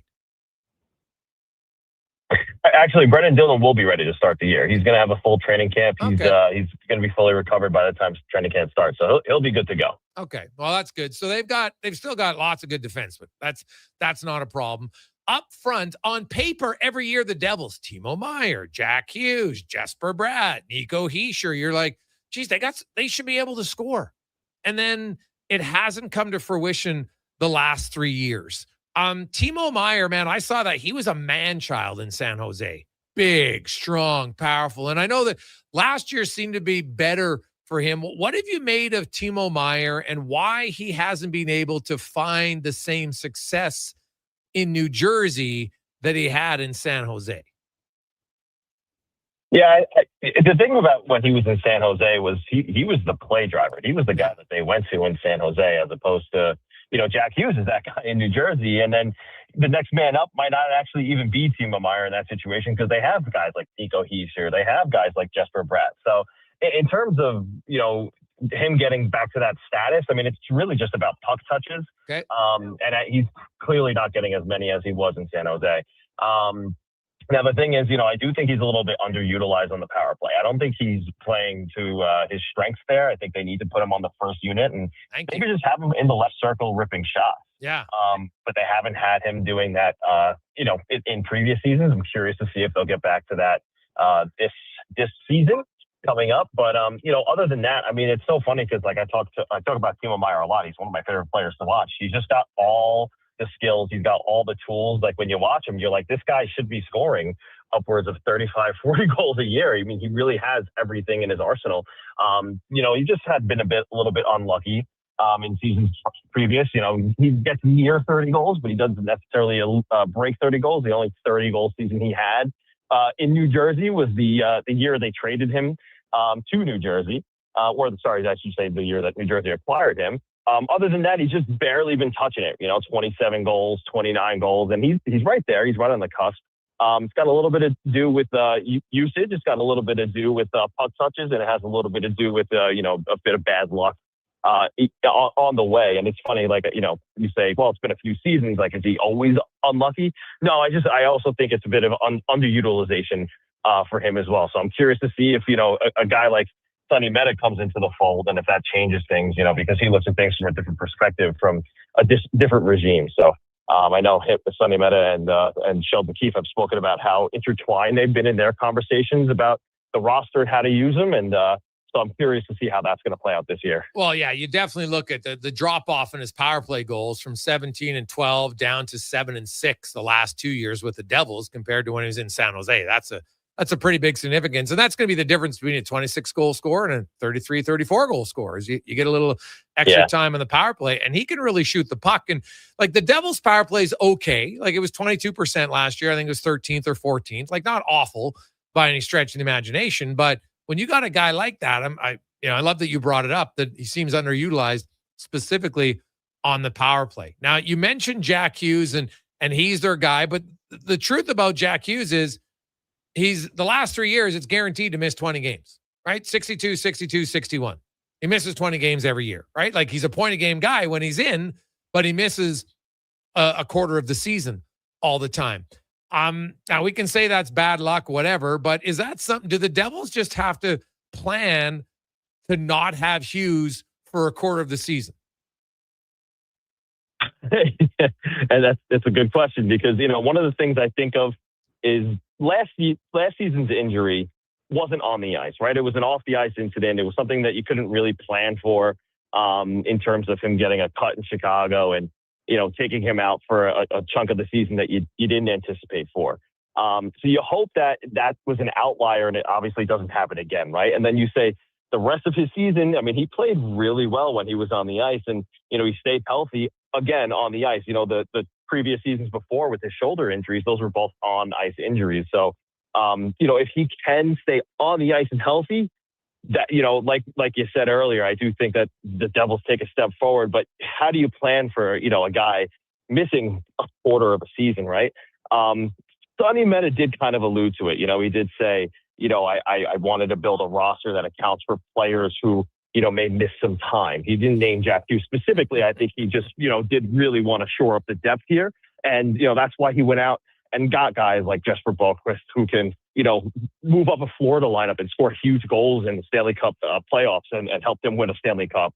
Guys like Evan Rodriguez, who have been there before. So certainly I do think that is the thought process. I don't think it's about Jack Hughes specifically, but I think it's more about just making sure they have the depth that they didn't have previous. And that's one of the things that really bit them. I mean, if you look at, the how many goals the Devils have scored when the top six is going, and how many wins it accounts for versus how many goals the bottom six scores and how many wins that accounts for. It's a massive difference. When the bottom six isn't scoring, they're not winning games. talking New Jersey Devils with James Nichols. Now, the Devils in that division, and really the Eastern Conference, James, when I look at it, the Eastern Conference is a bigger, more physical conference now, and definitely tougher, specifically the Atlantic Division. You look up and down the Devils lineup. They got a lot of skill. They got some big guys, but they don't necessarily have a lot of aggressiveness after Brendan Dillon. Is that a concern at all for you in that conference? Not really. I think that what the Devils needed to do, which I think they did this summer, was lean more into their strengths. I think they tried too much to be more like other teams as opposed to being like themselves, which was successful in 2022-23. Then they saw the Florida Panthers win back-to-back Stanley Cups. And, I think that the regime previous said to themselves, well, how do we be more like them? And they got away from what worked so well, which was a high-skill, high-speed team that scored on the transition. I think that this, again, with the roster you're seeing come together this summer, I think it's getting back to that a little bit. One of the things is for the Devils, when they were really good, Dougie Hamilton was their true number one defenseman. Mm-hmm. They didn't really have a number one defenseman last year because, we saw what happened with Dougie where he was scratched and then he wasn't playing all that well. And, a little bit of that off-ice drama. Luke Hughes didn't necessarily take that step forward they were anticipating. So I think they're betting on, a healthy blue line, which two will return them to the status that they were when they were able to transition the puck really well, and they were able to account for offense from the blue line really well. And thus that will account for their transition game being much better than it was last season. So I think that's really what it is that they needed to be more like themselves as opposed to being like a team that had just really previously won the cup. It's a copycat league, but I do think that, some of these rosters, when they're constructed, they're not supposed to be made, maybe like the Florida Panthers or, like the Tampa Bay Lightning. They don't have to be copycats. There's many different ways to win. There's many different ways to score. And so I think they just got too far away from their identity, and they're going to try and get back to that this year. You mentioned that Meta talked about, hey, I want to build my roster so we can absorb some injuries. The Dougie Hamilton situation, I don't want to get traded. Has that been smoothed over? Has Meta discussed that? Where do you see Hamilton in the future with the Devils? Yeah, I don't see him going anywhere. If you asked me back in April, I would have told you he's a goner. But when you ask me now, I say I don't see him going anywhere because the Sonny Meta regime just values him differently. They see, he's a guy who obviously had, not too long ago, just a couple of seasons ago, a 75-point season, right. Double-digit goals, and you just can't replace that. He does have that caliber in him still. You saw how well he played. Maybe you didn't, and if you didn't, I'll tell you now. He played extremely well after he was scratched last season, nearly a point per game from January on. And he brought that power play specialty out in him again. He really wasn't a defensive liability like he's been before. So I think with the fact that, he knew last year, maybe they're trying to push me out, they're trying to move me somewhere else, versus coming in this year knowing this regime values me and knows that we can win, I think we're going to see a different defenseman out of him. Okay. Lastly, let's say we give Carolina the number one spot in the Metro Division. Which team of the other 7 would you feel most confident in saying you think will be number 2? Good question. I would say Washington. I think they had a fantastic summer. But after that, I think it's pretty close. I think it could be. I think last season for New Jersey was an outlier. I know that they've been hot and cold year after year, but I truly do think that their roster is too good to, not be in the playoff picture like they were last season. I think that it was just an off year for everyone in New Jersey. So I am counting on a bounce back for them. I don't see why they can't take number 2 in the division. And if Carolina is going to be, the Stanley Cup team that they were again next season, I don't see why the Devils can at least give them a run for their money. They forecheck very well, obviously, but I think the Devils are just as fast, and they have honestly better skill players than Carolina does. It's really just about Carolina's structure. So I think the Devils will be up there. I think Washington's going to be a tough team to beat. And then after that, in the Metro, I mean, it's really up for grabs. What do you think is going to be the biggest influence on ice from Meta? And do you think the coaching staff is going to, or their strategy is going to change a bit at all? Yeah, that's going to be an interesting one. I want to dive deeper into that one, when training camp comes, just because, it's what's most interesting to me going into the season is that, I feel like Sheldon Keefe's, last shot here. He's had a couple of different cabinets around him season after season in New Jersey. Yep. He's got a completely new one this year. The fact is that last year he had a couple of guys on the bench with him that were Tom Fitzgerald guys. The season before that, they were all Tom Fitzgerald guys. Now, Sheldon Keefe has a complete bench next to him to his left and right that he's handpicked himself. As it should. So I'm really curious to see how well that goes for him, if it changes anything for him, because I know his philosophy isn't going to change. He likes to be, a defensively responsible team that forechecks really well and then pushes the puck up the ice. And again, last season for the Devils was like a tale of two different seasons. There was the beginning and the end, which were great, and then the middle, which was awful. And the middle kind of extended for a really long time. So if he can get the team back to how it was in the beginning and the end, like I said, I don't see why they can't compete for, first or second in the division. But if they're somewhere in that mushy middle again, like they were last season, then, I think we're going to unfortunately see another disappointing year. It might fall on the goaltending because it's a bit of a question mark right now. But ultimately, I think for Sonny and for Sheldon, I think the bet was, we saw what you did when the team was fully healthy in the beginning of the year. We saw what you did when Jack came back from the Olympic break, and the rest of the team kind of got some rest and became a little bit healthier. We're just going to really, we're going to bet on the core bouncing back. We're going to bet on the core being better than they showed that they were last year, and just adding some depth to that. And I think that's ultimately the bet. Nico Dawes and Jake Allen look to be I know they got Dave Rittich there as the number 3, but is this the year that Dawes is going to get an opportunity, or do you think, is Jake Allen, is this a 1A, 1B, is split duty? Is Jake Allen going to be a guy? What's your expectations in goal? Yeah, I think Jake Allen is going to be the guy. If you look at how he played last season, he was in I believe the top 10 in goal save above expected. He was one of the best. I mean, he didn't have the reps that maybe, a Vasilevsky or somebody else in the league has, but certainly he's reliable, and he's going to be probably, out of all of them, he'll get the 40 games as opposed to Dawes, who might get, if he gets 30, and maybe Rittich gets a handful of games thrown at him as well. But I do think Dawes will get a shot. Sonny Meta sounded pretty excited at the opportunity to give him one. And listen, from what I've seen in previous seasons, every time Nico Dawes pulls on a double sweater, he seems to raise his game.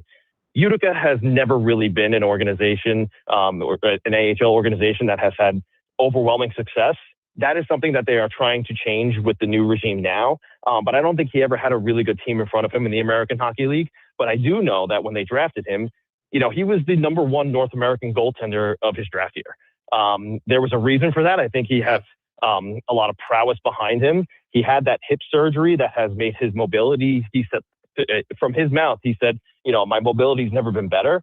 And, the couple of samples that I saw from him in previous seasons, he looked really good. I mean, he shut out the Minnesota Wild, or maybe he gave up 1 goal against the Minnesota Wild in one of his starts last season. And down the stretch, the Devils weren't playing their best hockey. They kind of knew that they were out of it, but, he showed me some good poise in the crease. And I think that he has the ability to maybe have a breakout season coming up. I know he was a guy, a lot of people were wondering last summer if he was going to make it through waivers just because of his pure pedigree. I know he was a guy that I think the Oilers were even interested in a little bit to pluck him off of waivers. Ultimately stayed in New Jersey, but I do think he does get a shot this year. Awesome stuff, man. Great rundown. Really appreciate it. Thanks for your time today, James. Have a good weekend. Yep. Thank you so much. Talk to you soon. There you go. That's James Nickel from New Jersey Hockey Now. Excellent impact of the Devils. Like they, since that 112-point season, man, they haven't been able to get over 91 points. And that division's wide open after Carolina. I think we'd all agree that Carolina, barring something spectacular, is going to be a playoff team and probably first in their division.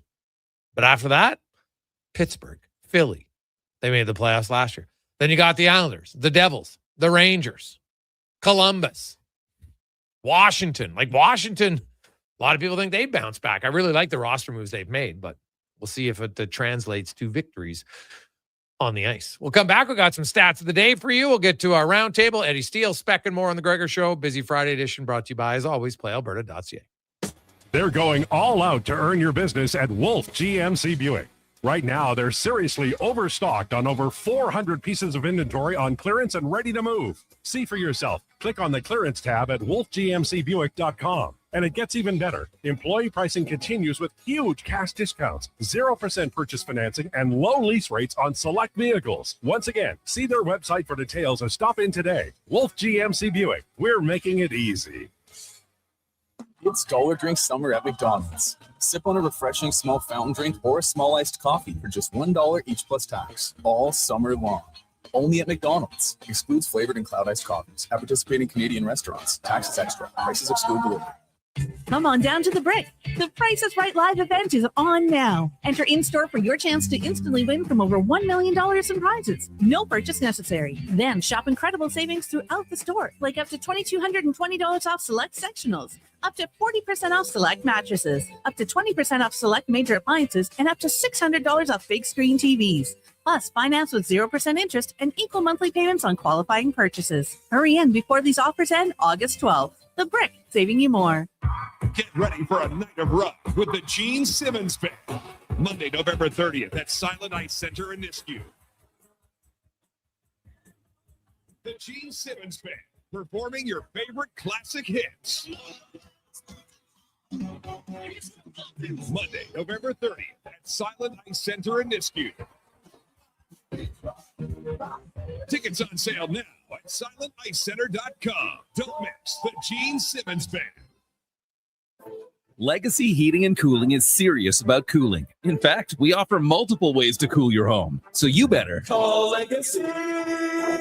Call Legacy. If you're looking for traditional air conditioning, we got you. Call Legacy. Call Legacy. Or ask us about a heat pump to help you heat and cool. Call Legacy. Call Legacy. Cool with AC or cool with a heat pump. Cool your home with Legacy Heating and Cooling. Everything is going to be okay. If you're feeling the weight of too much debt, you have options. I'm Dan McDicken, a licensed insolvency trustee with Faber. Becoming debt-free is possible, and a personal bankruptcy or a consumer proposal will get you there. Schedule your free Faber Focus session at faber.ca today. You'll learn how a consumer proposal will eliminate your debt by paying a percentage of the amount owed without interest. At Faber, we've got your back. For over 60 years, the folks at Diablo Boots have been selling the best Canadian-made boots. Handcrafted in Winnipeg, Canada West makes the best quality cowboy, biker, and work boots for Diablo Boots with replaceable soles and heels. Why buy cheaper quality like Ariat, Justin, and Red Wing made in China when Canadian-made is better? Support Canada's workers and Diablo Boots for the best boots. So save on boots by Save On Foods. That's Diablo Boots, 3340 Gateway Boulevard on the east side of Save On Foods. Canada West and Diablo Boots, the two best names in the boots business. I'm Dr. Vance Elliott. The goal of every one of the thousands of hair restoration procedures I've performed is a full, natural-looking head of hair. I work directly with my patients for the consultation, the procedure, and the follow-up, so we can achieve the best results possible. When people see what we accomplish, I don't want them to think, "Wow, great hair transplant." I want them to think, Wow, great hair. Go to drvanceelliott.com and contact us today. Portions of this hour brought to you by the Nation Golf Tournament, Friday, August 28th, 2026 at Millwoods Golf Course. Golf, drinks, swag, food, and fun. Every swing supports Gregor's crowds and helps graduates shine on graduation day. Sign up at nationexperiences.ca before it sells out. The Jason Gregor Show on Edmonton's go-to station for all things sports is Sports 1440. Presented by Play Alberta, where Alberta wins with casino, sports, and lottery all in one app. Here's Jason Gregor.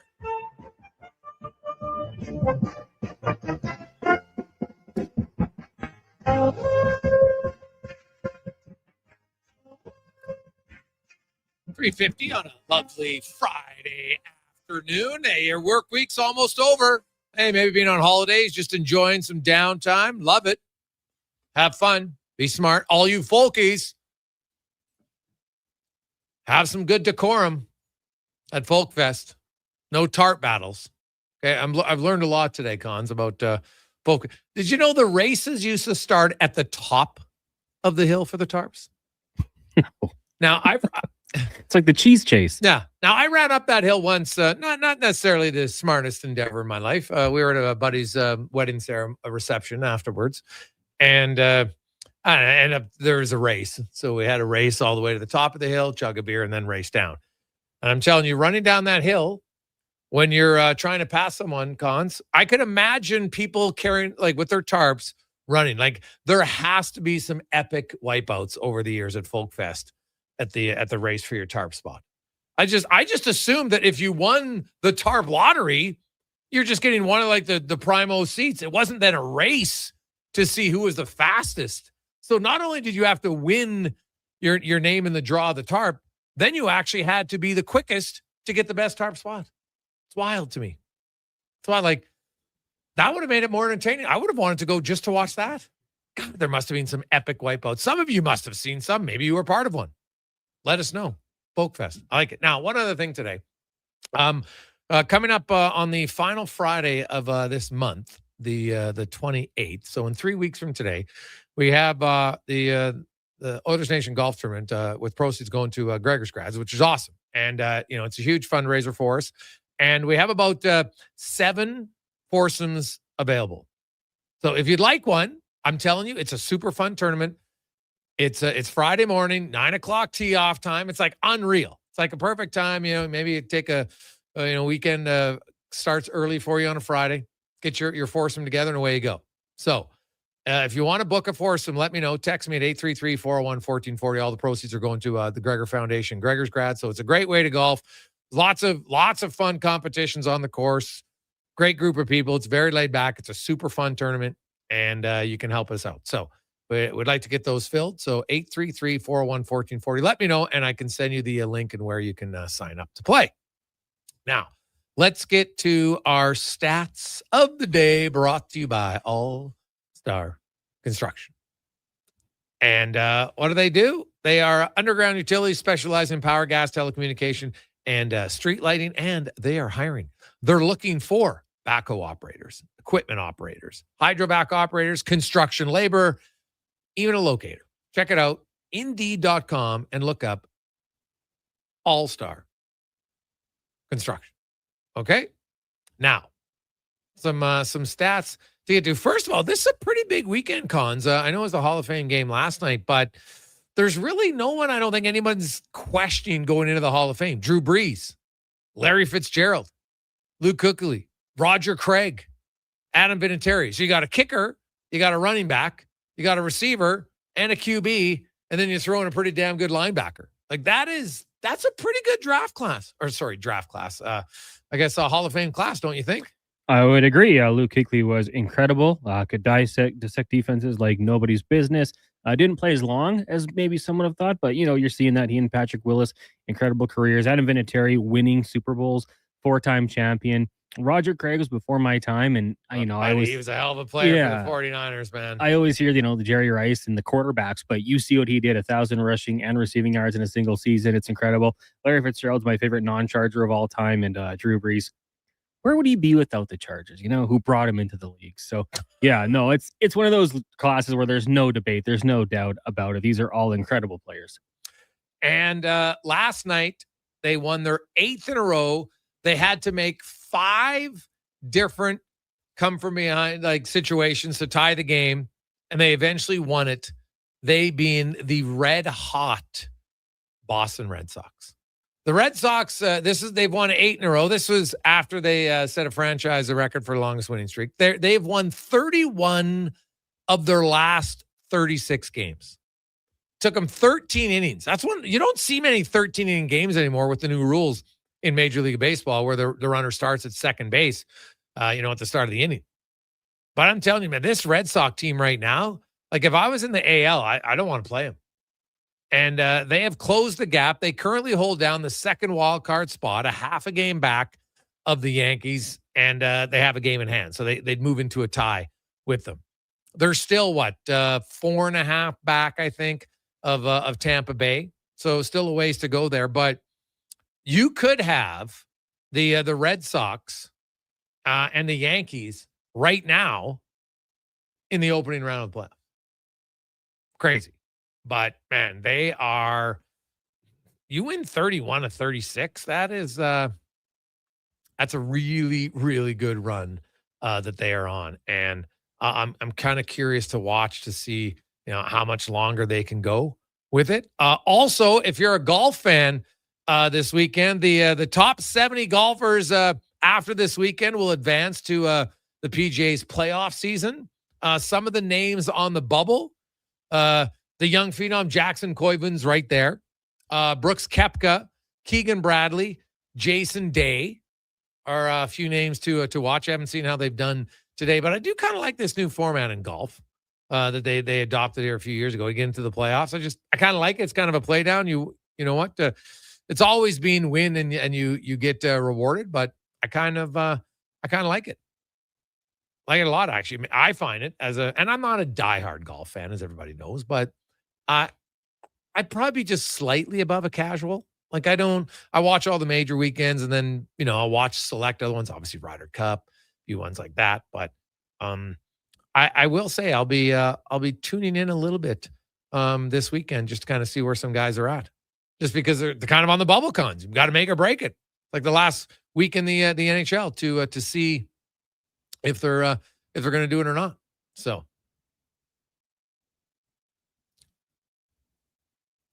few other stats to get to.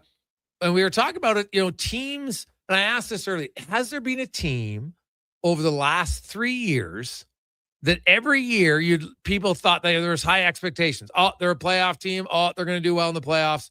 And they never have. And for the last 3 years, I don't know if there's a better team in that regard than the New Jersey Devils. Because over the last 3 years, Connor Halley, combined, the Devils have the 23rd most points in the NHL at 259. Only the Canucks and Flames, Preds, Blue Jackets, Kraken, Ducks, Sharks, Blackhawks have been worse than them. Right?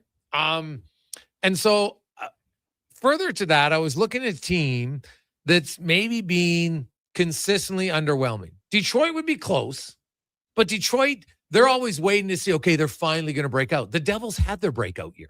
They had a 112-point season. Hell of a year. And since then, it's been junk. And so over the last 3 years, they would take the cake. But if we kind of narrow that down now and say over the last few seasons, who goes into that category to say, maybe are the Boston Bruins do good in the regular season, but then not so much in the playoffs. I wonder what's the expectation for the Bruins. If I look at it, can they just make the playoffs? Or is at some point you got to do something more than that if you're the Bruins? Now, they've been such a good team. They always seem to make a cup appearance, almost every decade lately, it seems. So, that might be outlandish for me to claim, but I wonder about Boston. You look at their team, they got obviously one of the top 5 forwards in the game in Pasternak, like Jeremy Swayman, McAvoy. They got some good players, but they just can't seem to get going. So in the playoffs, they're a 100-point team in the regular season, nothing wrong with it, but maybe it's just bad timing. They're in the wrong division. I don't know. New Jersey's in an easier division and they stink. So that's probably been their problem. Am I crazy to put Winnipeg in that category? Well, after last year, it's fair, right? It's fair. One playoff series win in the last 3 years. Yeah. Twice, over 110 points. Good goalie. Just kind of fell apart in the playoffs. But yeah, they came to mind for me as well. Well, the Rangers too, right? Mm-hmm. Because after the Rangers, the last 2 seasons, they've averaged 81 points. Not good enough after you were a President's Trophy winner. So. Yeah, in a 3-year span, I think the Rangers would be right there. And I'm looking quickly at the NHL and going to seeing kind of who you have as far as teams that they have. There's not a lot of faith on the Rangers. Boston, how about this? there's only 2 teams in the Eastern Conference who have longer shot odds of winning the conference than Boston. The Islanders and Detroit. Columbus has a better chance than Boston this year. Now, maybe that's because of their division. I'm guessing that's what's tied into that a little bit. But that's wild. In case you're wondering where the Oilers are, they got the second best odds to finish first in the Western Conference behind Colorado. The Oilers, and I've said this all along, if there was ever a time to put down $5 on the Oilers to end their division drought, I think this would be the year. Longest offseason they've had in years. The team had no major surgeries in the offseason. The healthiest they'll come to camp, barring, some preseason injuries. They got a new coach, and they want to impress it in this group. When they get a new coach, they come out firing. They're also playing last year's worst team in the league twice to start the season. They got a lot of arrows on why they could have a good start, and unless they run into some serious injury problems, I could see them finally ending the drought to win the division. I think there's a really good chance of that. When we come back, Eddie Steele will join us. We got the roundtable with Declan and Connor Halley. Also, Spec, LT, and more. But first, let's get to the Con Man and a Sports 1440 update brought to you by Sean Cunningham of Remax Real Estate. Get the home team advantage for your next move in the Edmonton area. If you're looking or buying,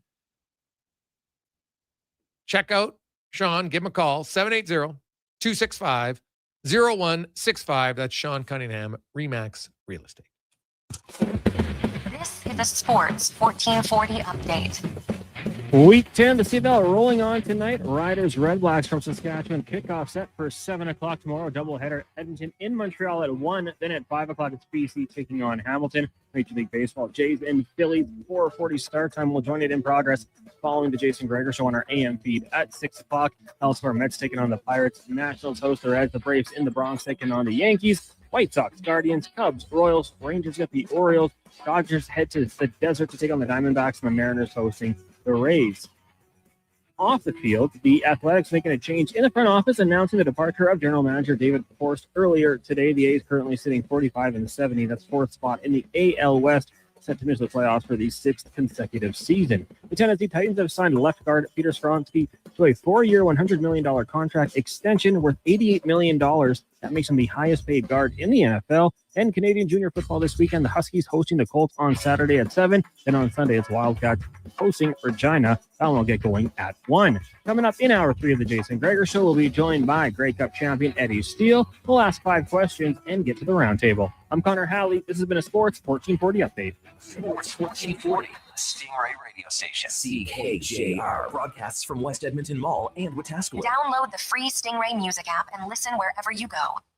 Day or night, tasting just right. You can order oodle noodle at oodlenoodle.ca, delivering you the news almost right away. Remember, you can order oodle noodle at oodlenoodle.ca. So stay on your couch all day and order oodlenoodle.ca. Oodle noodle. At GS Construction, we won't quit until we find a way to get the job done. And the right person makes all the difference. We're looking for our next superintendent, an experienced leader ready to take on the role. Because while GS Construction is building the water, sewage, and drainage systems Edmonton communities rely on, the superintendent is building up the team. If you know how to keep a job site safe, productive, and moving, we want to hear from you. Visit gsconstruction.ca/careers today. Come for Canada's largest trade shows, the biggest names in entertainment, exhilarating sporting events, and more. And stay for the experience at the Edmonton Expo Centre. Looking for the perfect place to host your next big event? From trade shows to galas, meetings, and concerts, the Edmonton Expo Centre has the space, event expertise, and service to make your next event unforgettable. With over 522,000 square feet of flexible event space, in-house catering, and operational expertise, they bring your biggest vision to life. Learn more at EdmontonExpoCenter.com today. If you've got a smart speaker, get it to play Sports 1440. And it doesn't matter when you listen as we roll out the Sports Talk 24 hours a day, 7 days a week. Edmonton's home for sports radio is Sports 1440. Mr. Rooter cries like a little tiny baby child. Hey, Mr. Rooter, you've got a package from Mrs. Rooter. Aw, the card says thank you for our unbreakable bond. You're the pro press fitting to my copper pipe. Ooh, what's in the package, Mr. Reuter? Let's see. It's a Plumbus 2000 spud wrench. She knew I'd never buy one for myself. Just like tears. It's flowing or it's free with Mr. Reuter. I love that woman. Got a car you're ready to part with? Find out what it's worth. Fast, easy, and totally free at Go Auto.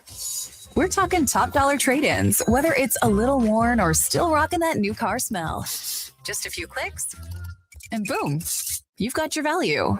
Text value to 780-777-7777 to start. That's value to 780 all sevens. Why guess what it's worth? Let Go Auto show you the money. Feeling overwhelmed by debt? Concerned about what the next few weeks or months will bring for your finances?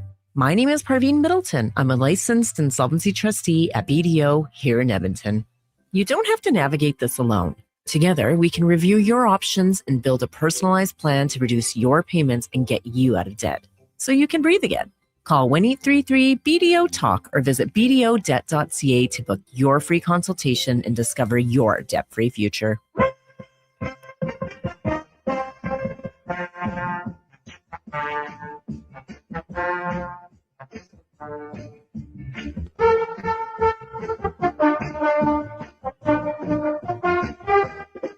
Portions of this hour brought to you by On the Rocks. Fundraise for your team or charity at On the Rocks. They'll make custom tickets for the event that include no line, cover, and one drink for the event. You keep the profits. Learn more at ontherocks.yeg.com. The Jason Gregor Show, the best of Edmonton sports talk and beyond. This is Sports 1440. Presented by PlayAlberta.ca, Alberta's only regulated online gambling website.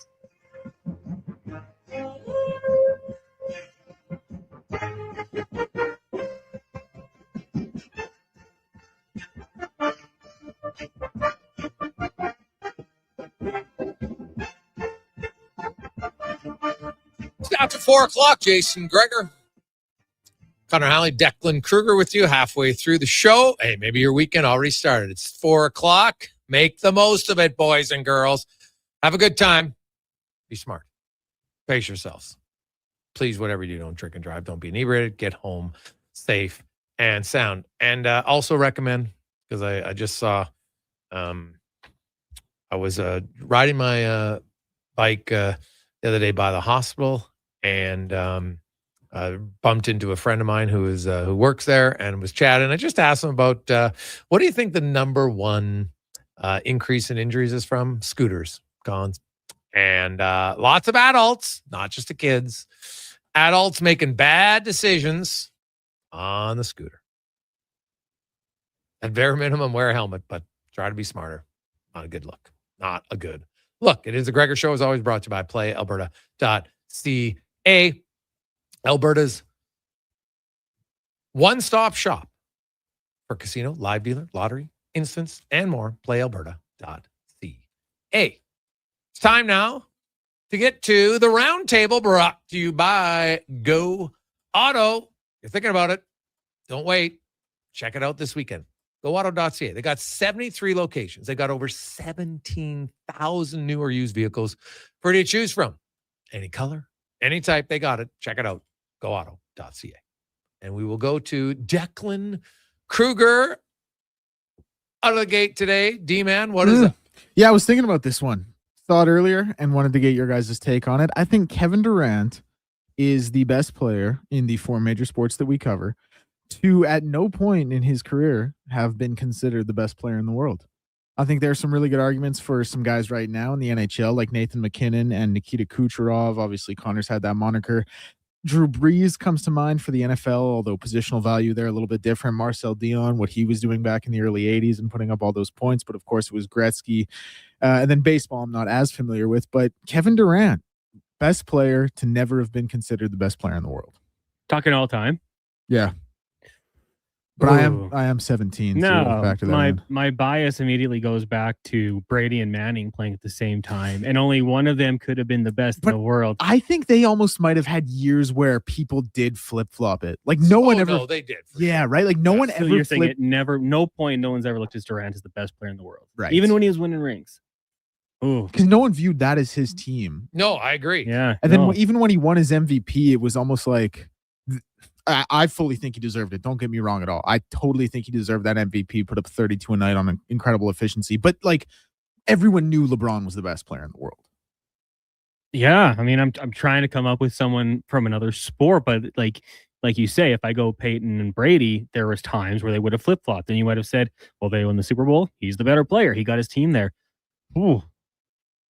Man, we got to go back deep into history with this one. I guess for the time being, I would have to say you're probably right here. If we go back into the NHL way back in the day, I mean, was there a time someone just kind of played second fiddle but was incredible? Maybe. I got to do some research here. Yeah, there's a few in basketball, like Charles Barkley in his prime, right? Because there was MJ. Barkley was really good, but he couldn't beat MJ. You know, like if we go way back in time, and I remember reading this in a baseball book, and they were talking about Ernie Banks and how great Ernie Banks was, but because he played in the Willie Mays and Mickey Mantle era, he kind of got overshadowed. Now, I know that's going way back in time. I think he would be one. If we look at it more recently, I think of Jenny Malkin in his prime years in Pittsburgh was unreal. And you look at his performances in the playoffs, you look at he won a Hart, he's won a scoring title, but he never ever, got considered. Heck, I might even argue Ovi. Right? I might argue Ovi because everybody was like, well, and the truth of the matter is, being Canadian in North America, and Crosby was good, don't get me wrong, but Ovechkin was damn good. And he stayed healthier, right or wrong. He was available all the time. And I think do I look at Ovi in his sport and say Ovi is going to be in the hierarchy of all-time greats, higher in hockey than Kevin Durant will be in basketball? I think he might be. I think I would agree with that as well. You don't think after that 65 to 56 goal back-to-back season, people were like, okay, we'll take him over Crosby. And then Crosby kind of retook the throne before Connor came and took it from both of them. Yeah, if it was a short window, because Crosby in that time was, Crosby started his career with 400-point seasons in 5 years. And the only year he didn't get it is because he got hurt, right? And he won a cup. And because he had won a cup early, people always, want to anoint that with more value. You got to remember, Ovi there was talk more about Jonathan freaking Taves for a time being the best player in hockey, which to me, no offense to Jonathan Taves, it was the dumbest argument ever. In my opinion, ever. Wasn't even close to it. Sorry, not even close. He was like a good two-way player that suddenly, which is basically you're not great enough to be an elite offensive player, so now we give you the mantle of best two-way player. Sorry, that's what they get. But Ovi might be the guy that I put on that list. I can rock with that. I think so, yeah. Because I think no matter throughout his career, someone would have said, nope, it's Crosby. Whether it was a little bias or the truth, I think that would always have been kind of the sentiment. So that's a good one, Deck. I'm going to turn my attention to the NFL today. I don't know if you guys saw it. A little bit of a fight today at Raiders practice with Max Crosby dropping a few hits on Kirk Cousins. He didn't like this. People, of course, always up in arms when this happens. That's the social media age we live in.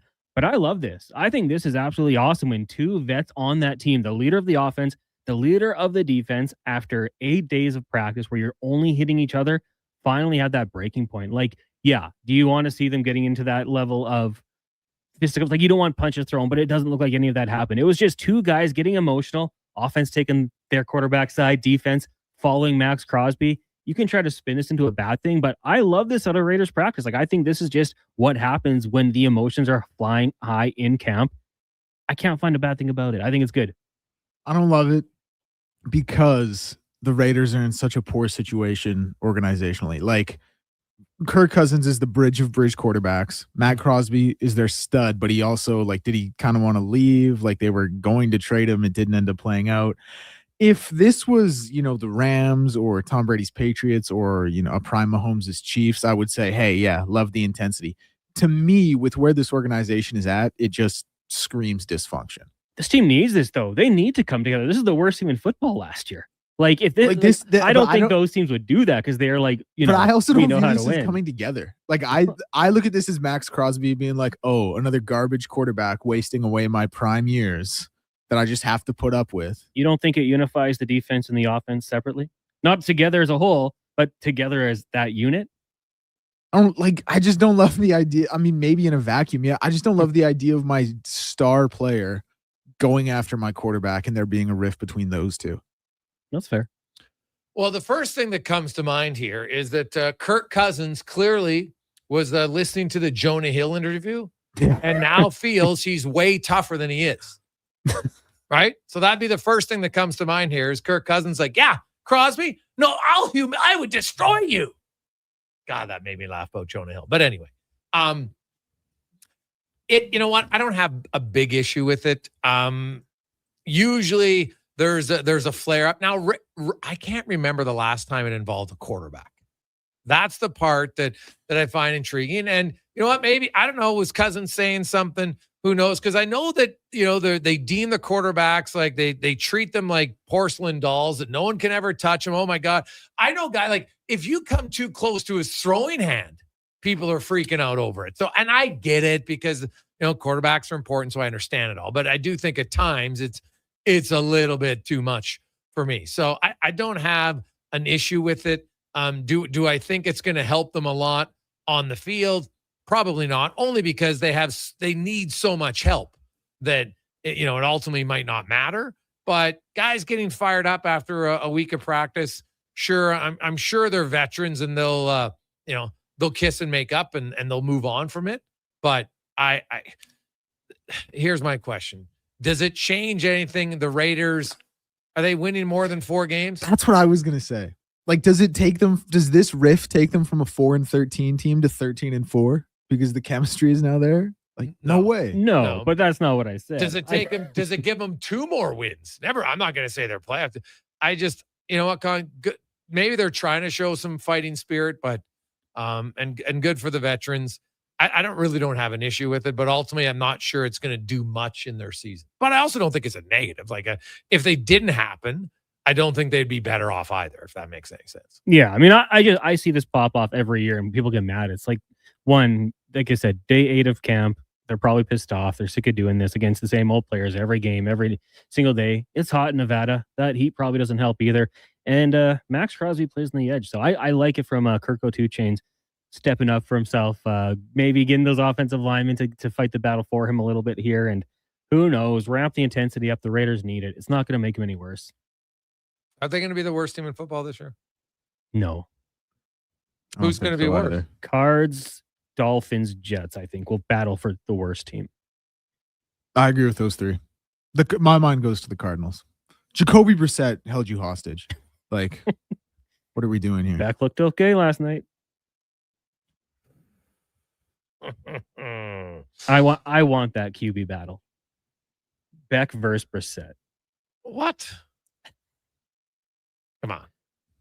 Listen, they need to draft a quarterback next fall or next spring, so it really doesn't matter for this year. Is there a quarterback already that you think is a go-to for next year? I looked into a mock draft from last year at this time. Fernando Mendoza wasn't even a first-round pick. So we could say Arch Manning or Dante Moore, but Deck, do you have any dark horses? Yeah, those would be the 2 that come to mind. Sam Levitt in LSU is the other one probably. Darian Mensah maybe at Miami. But you're like, so much can change. Yeah. So that's my point. Like, you can have a bad season, but your odds of getting a great quarterback are, you know what? Like, if they're that great, they'd kind of be noticeable now, would they not? Or could not much change in 1 year? Well, I think in years past it has. I mean, Trevor Lawrence for 2 years was probably considered consensus #1 overall pick. Joe Burrow. Caleb Williams. Caleb Williams is a good one. Arch Manning is kind of the next one, but like we say, things could change. Who's the Ohio State guy? Julian Sayin. Saying that maybe he's one, but yeah, it's funny. I looked at the mock draft I looked at had the Garrett Nussmeier and Drew Aller, the top 2 of the top 3 quarterbacks, not even first-round picks. So yeah, they just sold me a car this past weekend actually. Love it. When we come back, speaking of a greasy salesman, Eddie Steele will join us here on the Gregor Show, presented by PlayAlberta.ca. You've got a go-to coffee spot, a trusted barber, even a lucky game day jersey. But when it's about looking your absolute best, there's only one name you need, Mr. Dirk. Family run since 1939, we're experts in crafting impeccable tailor-made suits and offering a wide variety of everyday styles. Pair that with personalized one-on-one fittings and the convenience of on-site tailoring. Mr. Dirk elevates your style game. Visit our Edmonton store or explore MrDirk.com. Score big on style with Mr. Dirk. Well, get ready for a silly hockey fans. Your partner in power just skated onto the ice. EWEL.ca, the new e-commerce website for electrical wholesalers Edmonton, is ready for the power play 24/7, 365. UL skates to where the puck will be in 5 years. Now that's forward thinking. Killer selection, slamming products from the best brands, and legendary service. Don't sit on the bench. Get your account today at EWEL.ca and win that project. Plug into your partner in power. Get an EWEL.ca account today. You don't just need property services, you need problems handled. HireGood provides cleanup, debris removal, site monitoring, and safety attendance across Edmonton. We reduce issues on your property, keep spaces safe, and take pressure off your team. We resolve real problems for businesses while creating real impact because our team is built on second chances and they show up every day ready to prove it. Visit hiregood.ca or call and mention Jason Gregor for a first-time discount. HireGood. Stable jobs create stable lives. It's cone season at McDonald's, which means vanilla cones are $1 each plus tax in the McDonald's app all summer long. Soft, creamy, and crunchy. For just $1 each plus tax exclusively in the McDonald's app. App download and registration required at participating McDonald's in Canada. It might have been scraped by the snow blowing, dented while door crashing, or crunched at the company Christmas party. At some point over the winter, your car was damaged and it's been hiding under a coat of winter grime. Then come and see Robertson Body Works. We can take care of the damage and the dirt. This week only, call and book a repair and get a complete auto detailing absolutely free. But you have to book your appointment before the week is up. Go to robertsonbodyworks.com. I'm Tim Robertson, and I fix cars. School's almost out, and road trip season is just around the corner. But if your brakes sound like they're grinding harder than a hockey fourth liner, it might be time to visit Napa Auto Parts. Napa has all the quality parts, tools, and know-how to help keep your vehicle running smoothly and road ready. With over 85 locations in Alberta, visit your local Napa store today or shop online at napacanada.com.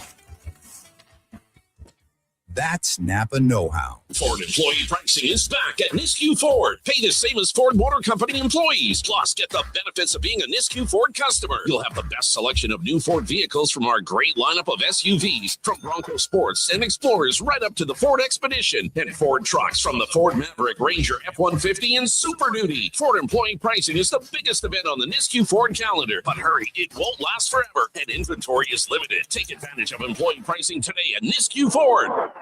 Above expectations. It's Dollar Drink Summer at McDonald's. Sip on a refreshing small fountain drink or a small iced coffee for just $1 each plus tax, all summer long. Only at McDonald's. Excludes flavored and cloud iced coffees. At participating Canadian restaurants. Taxes extra. Prices exclude delivery.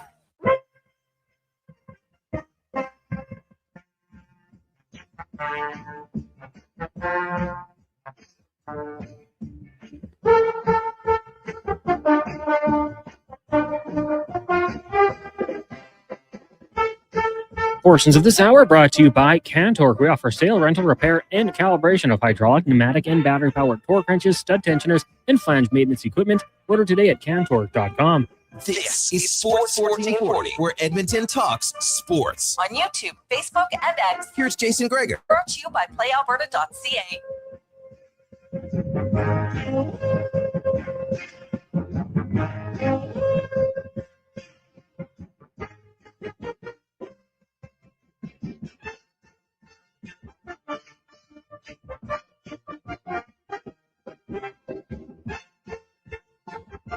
.424 as we continue on. Pause it Friday, the Gregor Show, presented by PlayAlberta.ca. Lotto Max tonight. $25 million. Good luck. As well as 25 $100,000 prizes. Get your tickets at PlayAlberta.ca. As it's time now to go in the room, brought to you by Action Electrical, 4 divisions with project service testing and residential. Their testing includes infrared and ultrasonic testing, arc flash studies, and energize or de-energize testing of electrical systems. actionelectrical.net. We go in the room with Grey Cup champion. Of course, he's a co-host on the Elks Nation podcast, as well as Mornings with Tom Gazzola. Eddie Steele joins us. E-Man, how you doing? Jason, how you doing, my brother? I am good. Let's get to, I want to ask your thoughts, Eddie, on the 35-second play clock and how much you think that has impacted the increased scoring, because I was watching closely, and I've watched it a little bit lately, that quarterbacks, especially the veteran guys, get up to the line of scrimmage, and they're audibling a lot more here. And teams are coming out of the huddle quicker. They're getting to the line of scrimmage, and it's allowing to see what the defense has more. Do you think there's validity to that, or is that just the offense? It's just been one of those years where the offense is winning. No, I think there is validity to that, and that's very astute of you to notice that. And what I've noticed is early in the year, offenses actually were getting behind that play clock because it happens quick and it gets going on you. And they were behind the play clock, and actually we're seeing some delay of game penalties. And I believe that the coaches have adjusted to that, have their offense, the coaches are getting the play called in quicker. So then the offense, the quarterback, can get up to the line of scrimmage faster and then navigate that, see what the defense is laying out in front of them. And I really do believe that the play clock has helped the game for sure. I'm not going to say that's the reason that we're seeing, an offensive explosion in the output that we are. But it does allow for offenses to maybe run a couple more plays a game, which in turn, throughout the course of a game and course of a season, more plays you run, more opportunity you get. So I do think it has helped to a degree. Okay, fair enough. The Elks, Nick Anderson's coming back, but David Beard's coming back, and they got to get their running game going here, Eddie. It has not been good for multiple weeks, and I think it's a combination of all the injuries, changes on the O-line. I think Rankin has to own some of it. I find he's stutter-stepping a little bit too much at times, and maybe just because there's no hole there at all, so he's trying to hope that one comes available, which I understand. But how much of an impact do you think Beard can have on the run game? It should help because David Beard, that's your starting center who won the job coming out of camp. And I think highly of David Beard when he's out there and this whole offensive line unit is actually playing together. We have seen them have the success, but there's been a lot of injuries over the course of the last 5 or 6 weeks. And then, we see the correlation with Rankin getting stuffed up. Now, as you actually were just posing this question, it just dawned on me, as I think we got lulled into Justin Rankin because of how good he started the season. Let's not get it twisted on some of the runs he was ripping off. It's not like he was getting up to the second level untouched. A lot of his spectacular runs through the first 4 weeks of the season, he had to make so many guys miss in the backfield.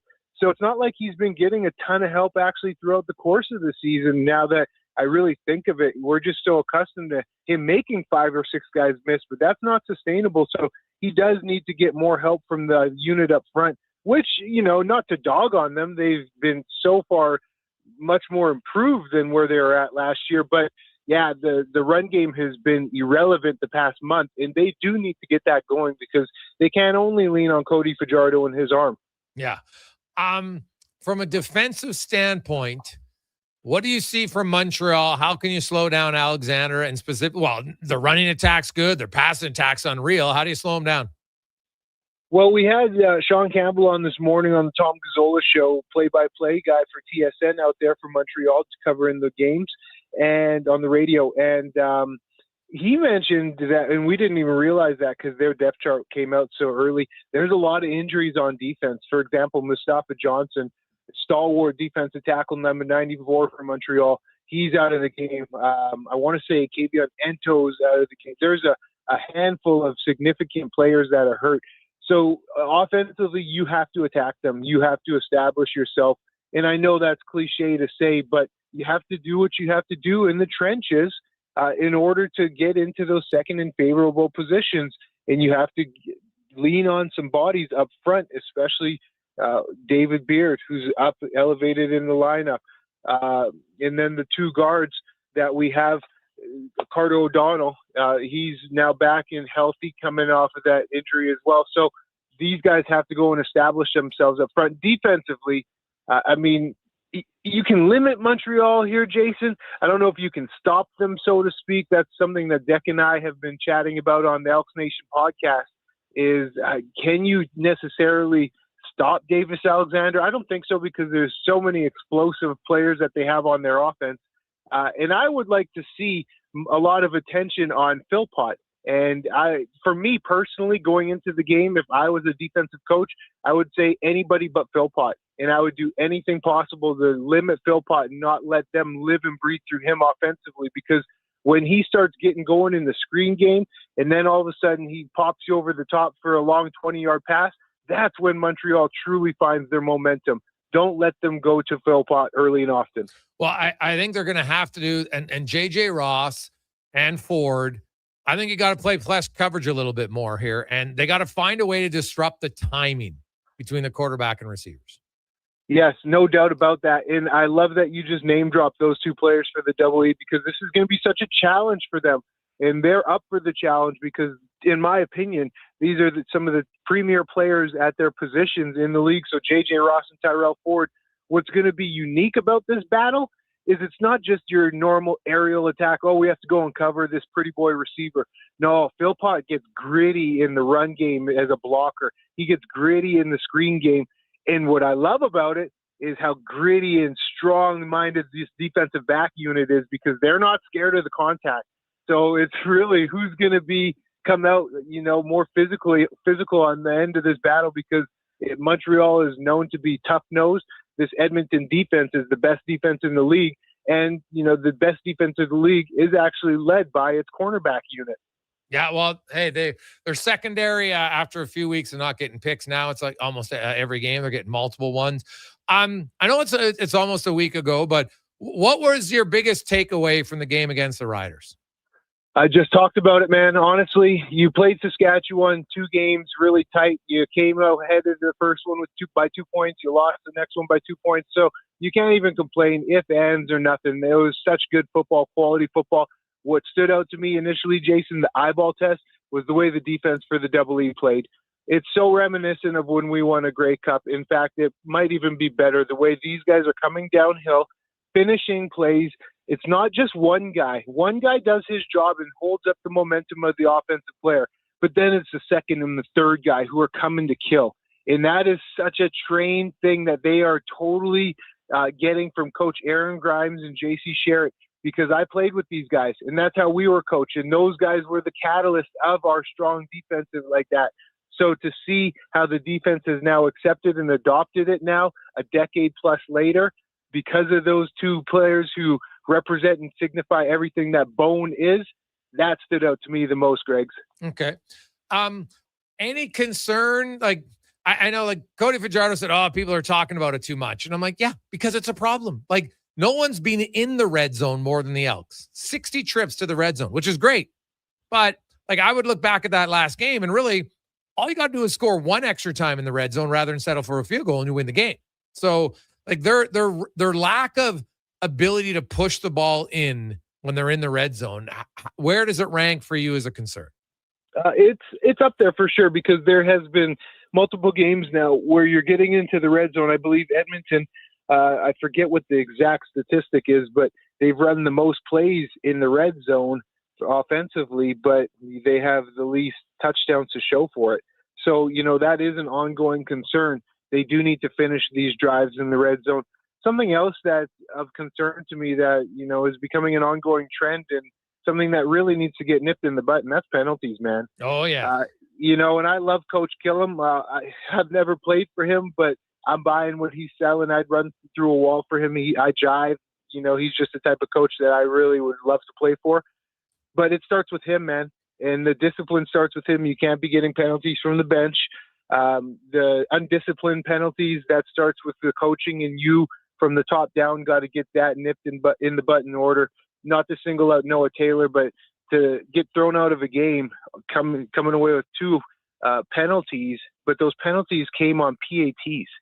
That's just, you got to get these players to be way more controlled mentally and composed because it makes me sick to my stomach, Jason, to get thrown out of a football game Not even penalties on football plays, but on PATs? Come on, man. You got to be way smarter than that. And what's more disappointing, you're the starting defensive end. You're not a role player. Yeah. You're a starter on the defense, someone who you're the leading sack getter at 3 sacks on the season. They need you, so you got to be way smarter than that. On that last drive, I'm not going to say that it was the penalties that did him in, but Fox with that late hit on the quarterback, that was so far gone that no need to hit him and bring him down. Way too late. That was a dumb penalty, man. And then Malik Carney getting into a wrestling match later down on that same drive. Just undisciplined penalties. And unfortunately, that's 3 defensive linemen I just had to name. And these guys, you know, at the position, they just got to wise up and get smarter, man. Yeah, they have to be more composed, right? I had Jason Moss on the show yesterday. It was a fantastic interview. If you missed it, Moss had some great things to say. Check it out at our YouTube page, or you can go to jasongregor.com. But he talked about how him as a coach, he goes, you know what? Like my fire burns just as bright.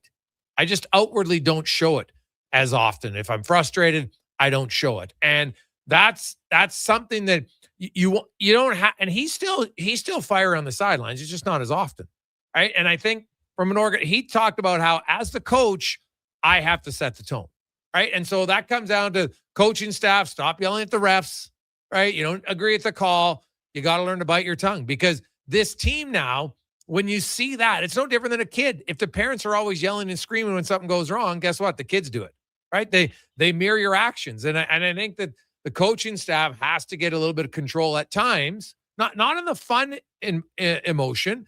And you can be fired up and you want to jump and chest pump all day long. It's the yelling at the officials. I just think that isn't good. Like Carney, I watched the replay of that. Like, stupid. It was a little bit of a wrestling match. Like, just let it go. The play's over. You just stuffed them. Exactly. Right? Like, there was no need for it. Like, they're not controlling their the minute something doesn't go our way, we got to react. In sport, this translates to any sport, Jason. I don't care what it is. The second guy always gets caught. The first guy never is the guy who's doing the dirty stuff. It's always the person who retaliates that gets the penalty. And I'll say this about the penalties. I have all the time in the world for penalties that happen during the play of a game. Pass interference, holding, all of that. I have all the time in the world. It's the mental ones, the lapses where you lose your mind, yapping or touching a referee after the play is done. Can't do it. Got to sharpen up on that end, which I am fully confident that they will, because you know what? This team has risen to every challenge, and they've got better at every turn where they have had areas of concern, and I fully know that they will nip this in the bud. Eddie, what's your expectations for tomorrow? I think it's going to be – people are going to be walking out of that game in body bags. I really do, on both sides of it. I'm not out here hoping for injuries, but I think it's going to be that physical of a football game. It's going to be somewhat of a playoff type of a feel. Just every inch, every yard is going to count, and I think it's going to be a tight game. Now, I don't have any feel either way, because you look at Edmonton and how they're in games. They haven't been blown out or anything. No. They're 6-2 in every game that they're, really in, except for when they're ahead significantly, is a tight game. So I fully expect a tight game, because going even back to the 1917 win against BC, then a couple of 2-point games against Saskatchewan either way. So I think that, and the first Montreal game, a 3-point game. So I think it's going to be, again, a tight ball game, could go either way. And that's what you want to see, is just a competitive football game, just showing that this team can battle with anybody in the league. Now, which extra small shirt are you wearing tomorrow? Oh, well, man, you say these are extra small, but when you're as jacked as me, it's not my fault I make a 2XL look like a medium. They call me the Diesel. Oh, I love it. Eddie, great stuff, buddy. Have a good weekend. Enjoy the game tonight, and then a doubleheader tomorrow. All right, guys. Enjoy your Friday. There you go. That's Eddie Steele from Elks Nation, of course, Sports 1440. He's in really good shape, though, dude. Good for him. He is not retirement has not got the best of him by any stretch of the imagination. Take a quick break. We'll come back. We got 5 questions and more on the Gregor Show, presented by PlayAlberta.ca. Tap into the fun of Play Alberta's most popular casino games. From the fast-paced spins of Cash Eruption to the retro thrills of Sevens Wild, online excitement is always at your fingertips. Spin through your choice of popular slots or discover Alberta exclusive games you won't find anywhere else. Visit playalberta.ca/Gregor to learn more. That's playalberta.ca/Gregor. Must be 18 plus to play. If you gamble, use your game sense. Why tee off at the Ranch Golf and Country Club? A fun, unique layout offering premier conditions. The Ranch has been ranked as one of the top public courses in Canada. Unmatched value. Score Golf Magazine rated the Ranch as the best value in Edmonton. The service, from tournaments to special events to the pro shop. Superior service that makes every visit exceptional. The Ranch Golf and Country Club, a laid-back environment where anyone can enjoy an amazing day on the fairways. For details, visit theranchgolf.com. You want it? We got it. At Harley-Davidson of Edmonton, we have a huge bike inventory just waiting for you to ride. We're not a car dealer. We're your local family bike shop. We are riders supporting riders. Come find your dream bike here at Harley-Davidson of Edmonton on the Yellowhead Trail, locally owned and operated since 1980. Find us at hdedmonton.com. Come on down to the Brick. The Price is Right live event is on now. Enter in-store for your chance to instantly win from over $1 million in prizes. No purchase necessary. Then shop incredible savings throughout the store, like up to $2,220 off select sectionals, up to 40% off select mattresses, up to 20% off select major appliances, and up to $600 off big screen TVs. Plus, finance with 0% interest and equal monthly payment on qualified purchases. These offers end August 12th. The Brick, saving you more. Are you a skilled laborer? All Star Construction wants to talk to you. A heavy equipment operator with Traco or backhoe experience? All Star Construction wants to talk to you, too. With work in and around Edmonton for local land developers, All Star Construction offers year-round employment. Whether it's power, gas, or telecom, developers rely on All Star Construction to get the job done. So if you're a skilled laborer or a heavy equipment operator with Traco or backhoe experience searching for work, search All Star Construction on Indeed. Photographers, start your cameras. Vision Credit Union's annual photo contest is back. We're asking you to show us the people, places, and moments that made you glad you chose this rural life. Maybe it's the view from your farm, a walk down Main Street, neighbors pitching in, a weekend at the rodeo, or a sunset down a back road. Share your photo to show why life in rural Alberta is a choice worth celebrating. Enter and vote at whatsyourshare.ca. Legacy Heating and Cooling is serious about cooling. In fact, we offer multiple ways to cool your home. So you better call Legacy. Call Legacy. If you're looking for traditional air conditioning, we got you. Or ask us about a heat pump to help you heat and cool. Call Legacy. Call Legacy. Cool with AC or cool with a heat pump. Cool your home with Legacy Heating and Cooling.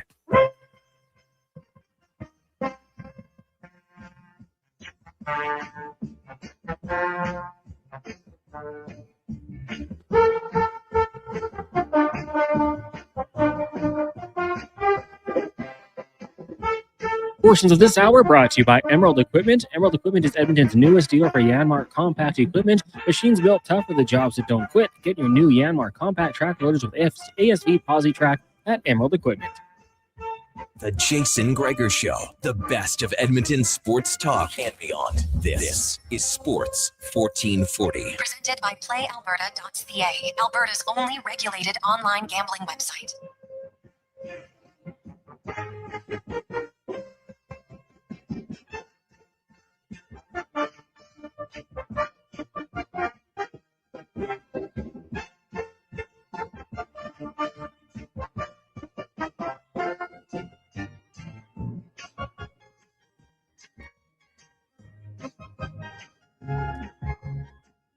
.44.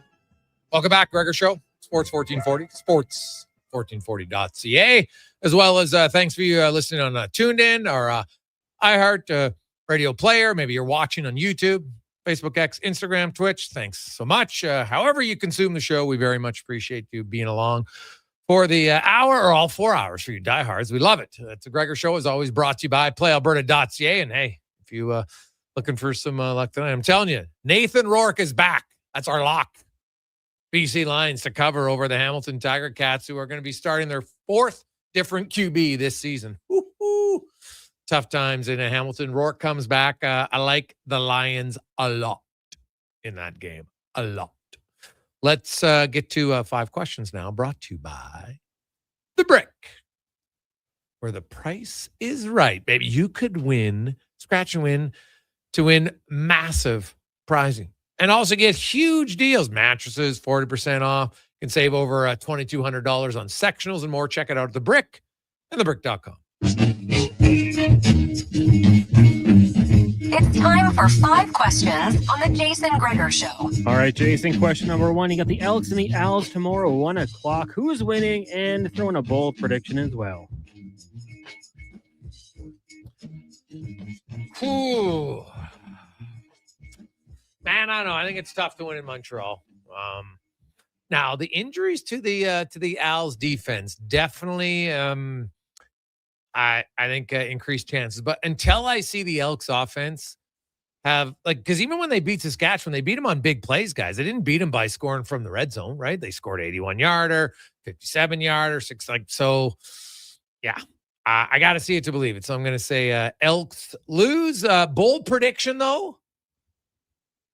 Elks defense, pick 6. All right.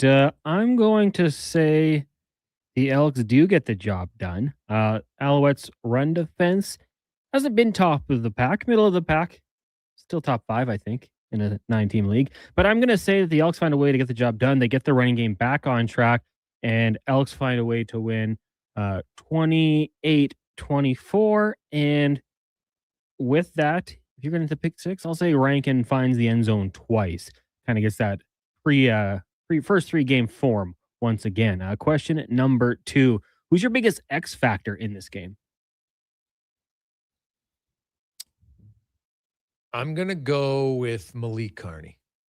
They have to, and not just about pressure, but they have to find a way to keep Alexander in the pocket because he becomes extremely dangerous when he gets outside because he's so accurate as a thrower outside the pocket. So I'm going to go with Carney. Great pick. That would have been my second one, but I'll go with Ford or Ross, whoever ends up getting that coverage with Philpott. This guy's unbelievable. And they're going to take their shots at him. He's such a big playmaker in the CFL. So I think the outside corners are going to have their hands full. You play good against them, you got a chance in this one for sure. Question number 3 for you. We discussed the Rams earlier on in this show. Where would you rank them in terms of NFL defenses this year? And if it's not them, who do you have at number 1? Cons, go ahead. For me, it's the Houston Texans is my number 1 defense. That group that they have is just incredible. We know about the edge rushers with Will Anderson and Daniel Hunter. They can rush. They also drafted Caden McDonald.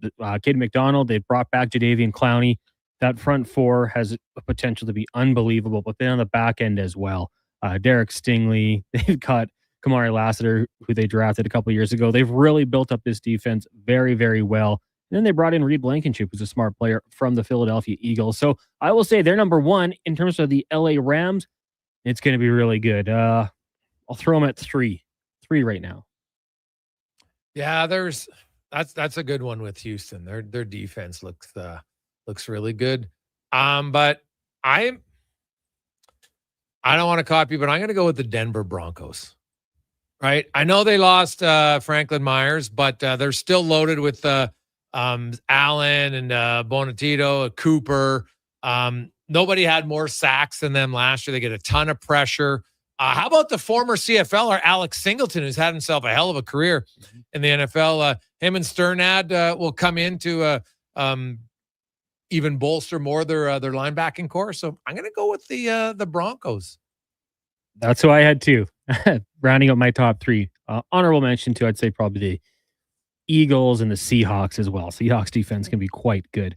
Question number 4. What's going to happen today at the Hlinka Gretzky between Canada and Finland, and who do you think will win it all?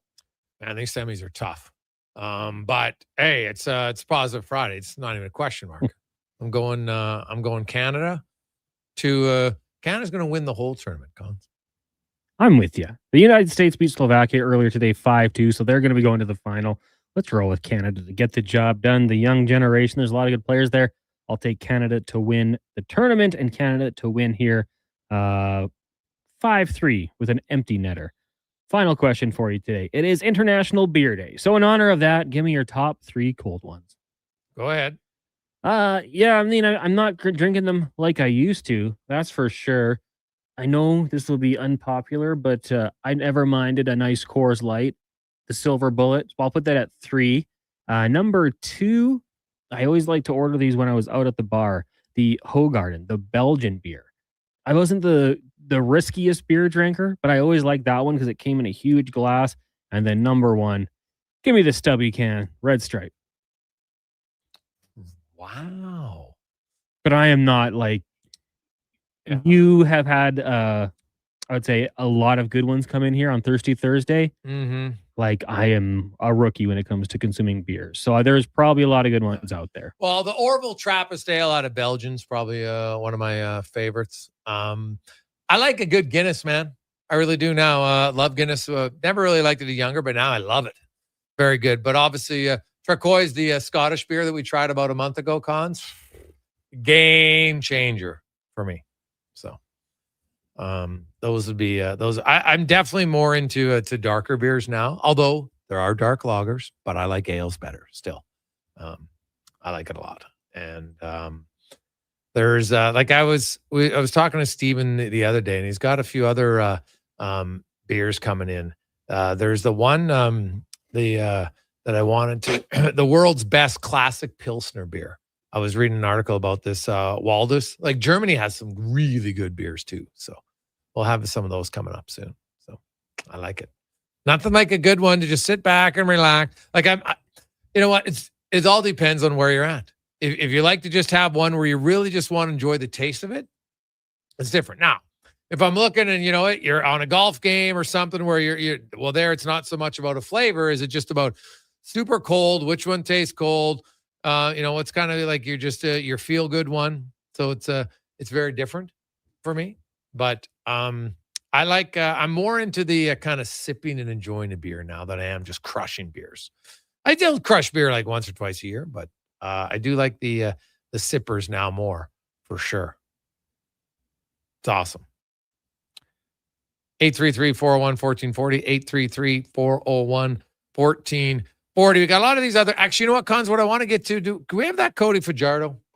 I want to listen to. I want you to hear from the QB of the Elks, Cody Fajardo, before we get to Spec and LT. Caught up with Cody yesterday at practice, and looking at kind of where the Elks are. I asked kind of Fajardo about it feels like the red zone offense, maybe people are talking about a little bit too much at times. So we got into that and just kind of their mentality as a team now that, hey, you know what? It's us against them. And, Montreal is looking for a really good test.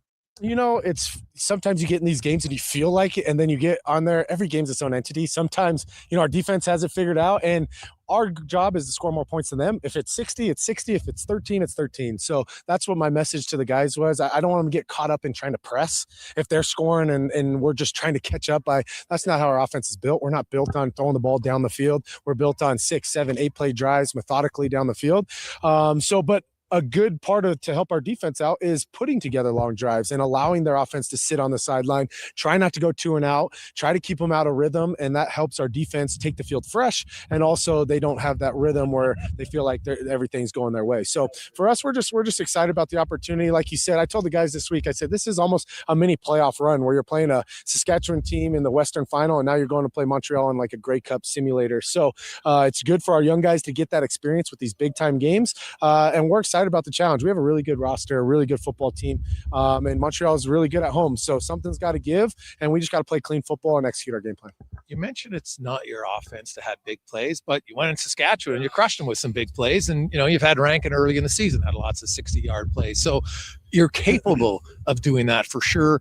Is it a matter of just, mixing it in more often to have a few more big plays, do you think? Is that possible? Well, I would say more like we're explosive wise, we're one of the top teams in the league in coming with explosion plays. But in terms of like pushing the ball down the field, that's never been my game, never been my strength. If I have to do it and people are stacking the box like they did in SAS, of course we're going to do it and show teams around the league that I can still do it.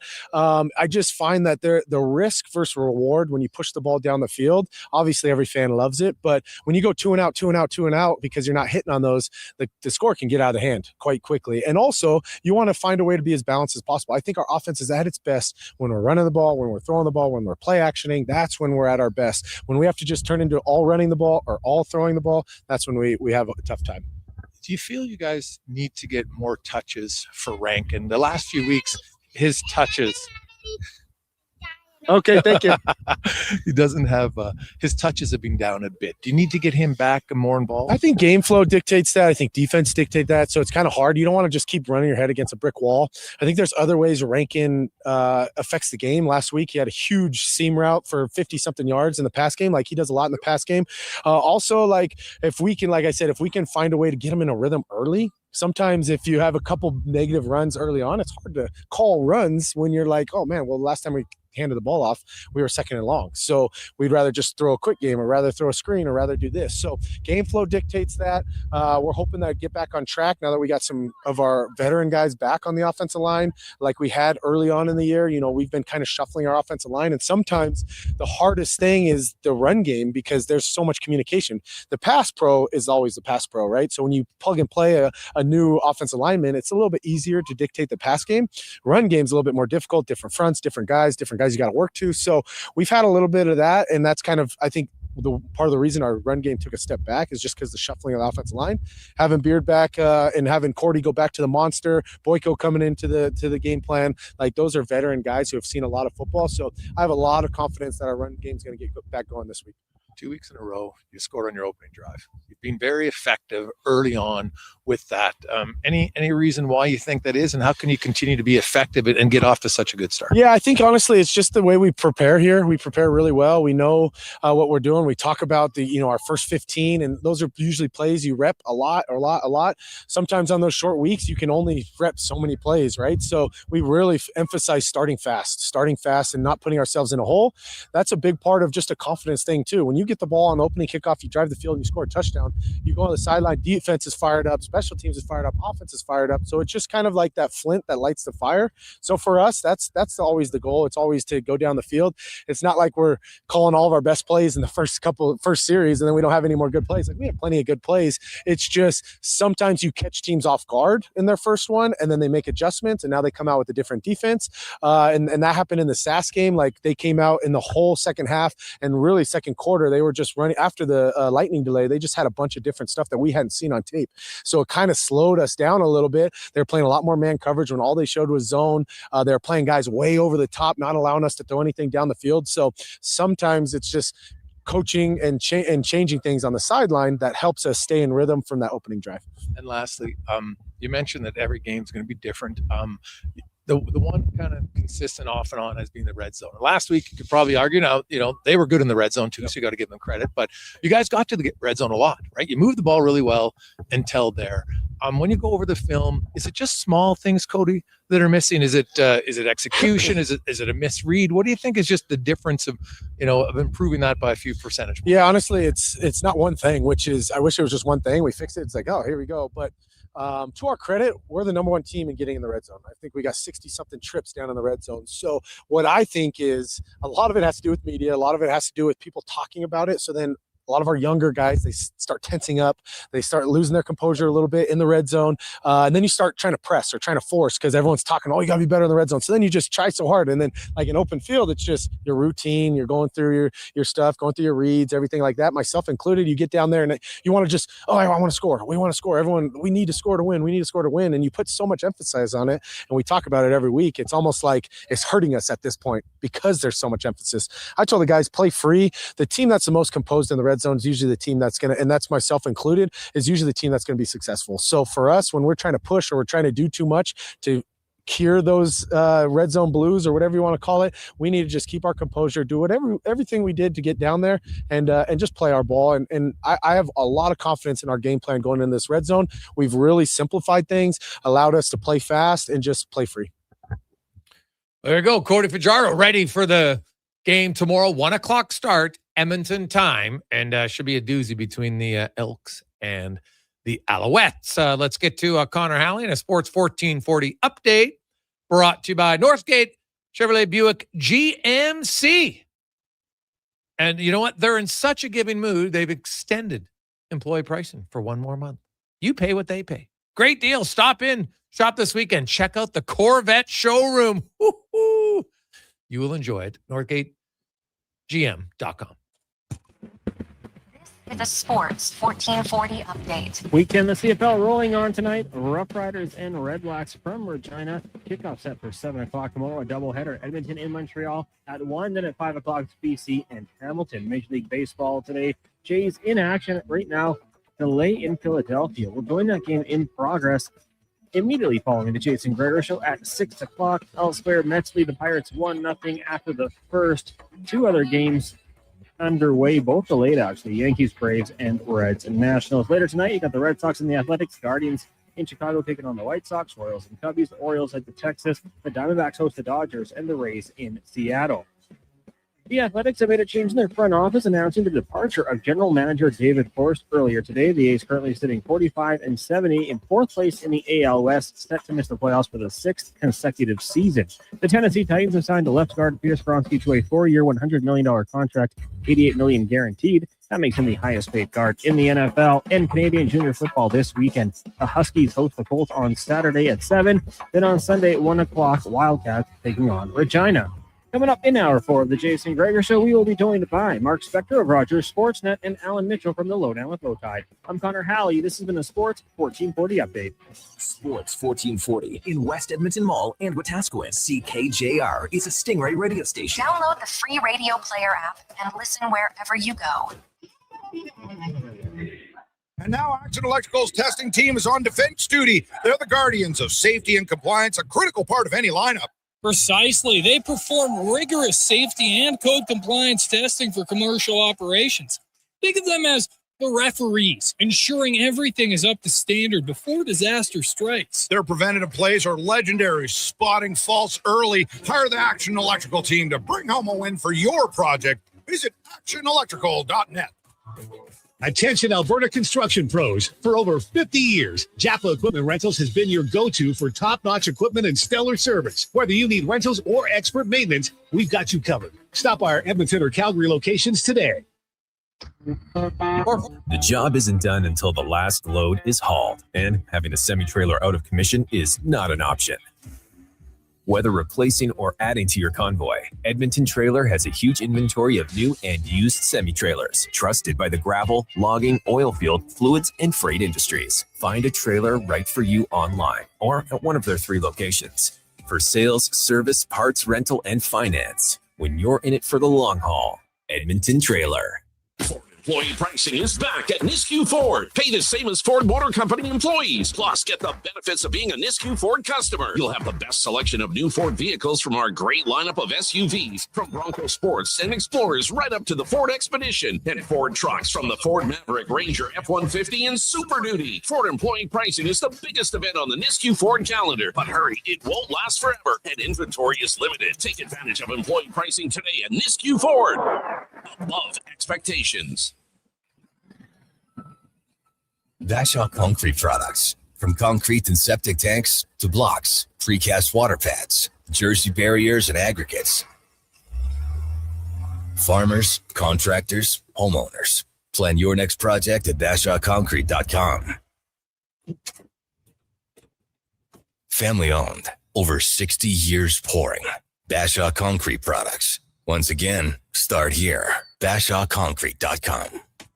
When your project can't afford downtime, call Japa Equipment Rentals. From excavators and wheel loaders to compaction equipment, Japa has the machines you need. Trusted since 1972. Visit JapaEquipment.com or stop by our Edmonton or Calgary locations.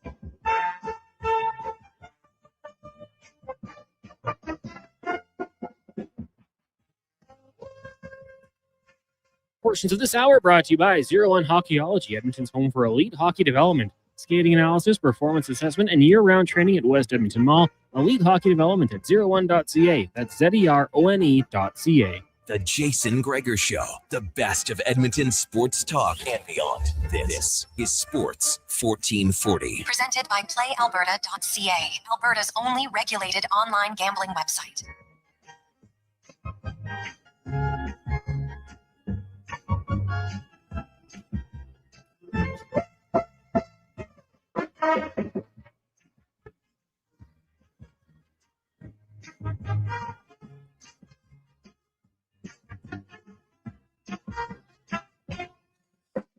Positive Friday. The work week is done, boys and girls. Hope it was a good one for you. Hope an even better weekend for you. Busy weekend in football. Of course, MLB continues on the push for the playoffs. If you're a golf fan, you're watching, hey, do you want to make the cut for the playoffs? You got to finish in the top 70. So that's what's up for grabs this weekend in golf. It's a Gregor Show, is always brought to you by PlayAlberta.ca. Alberta's only stop where you can get live dealer, casino, lottery, instance, all in one place at PlayAlberta.ca. Time now to get to the Spec Report, brought to you by GS Construction, your underground infrastructure specialists, and they are hiring pipe layers, top men, and a superintendent. So you're looking for a great opportunity, go to gsconstruction.ca and check out careers for your opportunity to apply for them. They just listed looking for a new super. Who wouldn't want to be, hey, what do you do? I'm a super. You're pretty awesome. You're superintendent at GS Construction. Let's get to Mark Spector from Rogers Sportsnet now. Spec, how you doing? Do those guys ever hire like marshals? Like, could I just drive around in a golf cart when I'm older and just supervise that way like they do in the golf course? I don't think they have a marshal at, but well, it's because basically you got Turan as the owner. He's essentially the marshal. Just drives around. Not sure he does anything. He just drives around. Well, yeah, you drive around by all the guys that are actually working, and you tell them to keep the pace. Hey, there's some guys getting a little close to you behind. You got to keep your pace up here. Yeah, well, he's good. Like, he'll bring out water and make sure that they're nice and hydrated, right? Yeah, I'd be good at that. Mm-hmm. Yeah, sure. Probably it's not cool to slip them beer, say, when they're working. Probably not. Yeah, but it's 5 o'clock now. You could at the end of the shift, right? End of the shift, you could. Okay, well, have Trent give me a call. Will you? Yeah, we'll see if they're looking for that. I know they're not looking for one right now, but if he wants to give up his job, I'll ask him. Yeah, story of my life. We'll get back to you, Spec. We'll get back to you, Spec. Just hold out hope. The opportunity's coming down the road. Just not sure when. Not sure when. A few things to get to. The green and gold, big game again, man. It's a fun part of the schedule here for Edmonton. Every game is big, and the Elks get Anderson back. They're getting Beard back at center. Montreal's got some key injuries on defense. Like, you're going into Montreal, man, you got to find a way to shut down Alexander. The problem is no one's figured out how to do that yet. Yeah, their offense. I remember watching the game that Edmonton won in overtime here, and I was very impressed with their offense. Their offense just, they send like 4 guys out, and it seems like the Elks would cover 3 of them, and the 4th guy was wide open, and the quarterback knew exactly who to hit and when to hit them. And they're good. Like, they got a good system. They played it for a long time. They've had a lot of success with it. I'm sure that the defensive coordinators, Jay, they all have film and they all watched last week's game and the week before that. But I'd say to you that I'm not sure how many DCs are solving the problem when they play Montreal. You know what I mean? You can watch all the film you want. They still seem to load up on the yardage every week, don't they? Oh, God, yeah. Like, it's like Alexander, like Edmonton, he's yet to lose a regular season game in regulation. His only loss came in overtime against Edmonton. So, man, if they somehow were able to pull off a win in Montreal, it would be massive. Like, They go in, they're the underdog. There's no question in my mind that they're probably a fairly significant underdog because winning in Montreal has been very hard to do and virtually impossible when Alexander starts. Yeah, so there's a really good program, right? Like that's Montreal team. You know, I know crowds are down a little bit there, and I get it. Like it's not everything's perfect around that franchise, but I'll tell you what, the football operations is close to it. Like every year, Montreal is good. You don't see Montreal having the 1-7 starts. They're competitive every year. You know, they get to a big playoff game and win it or lose it, whatever. They're always there. So, you know, some props, right, to that organization. They have good players, good coaches, good management.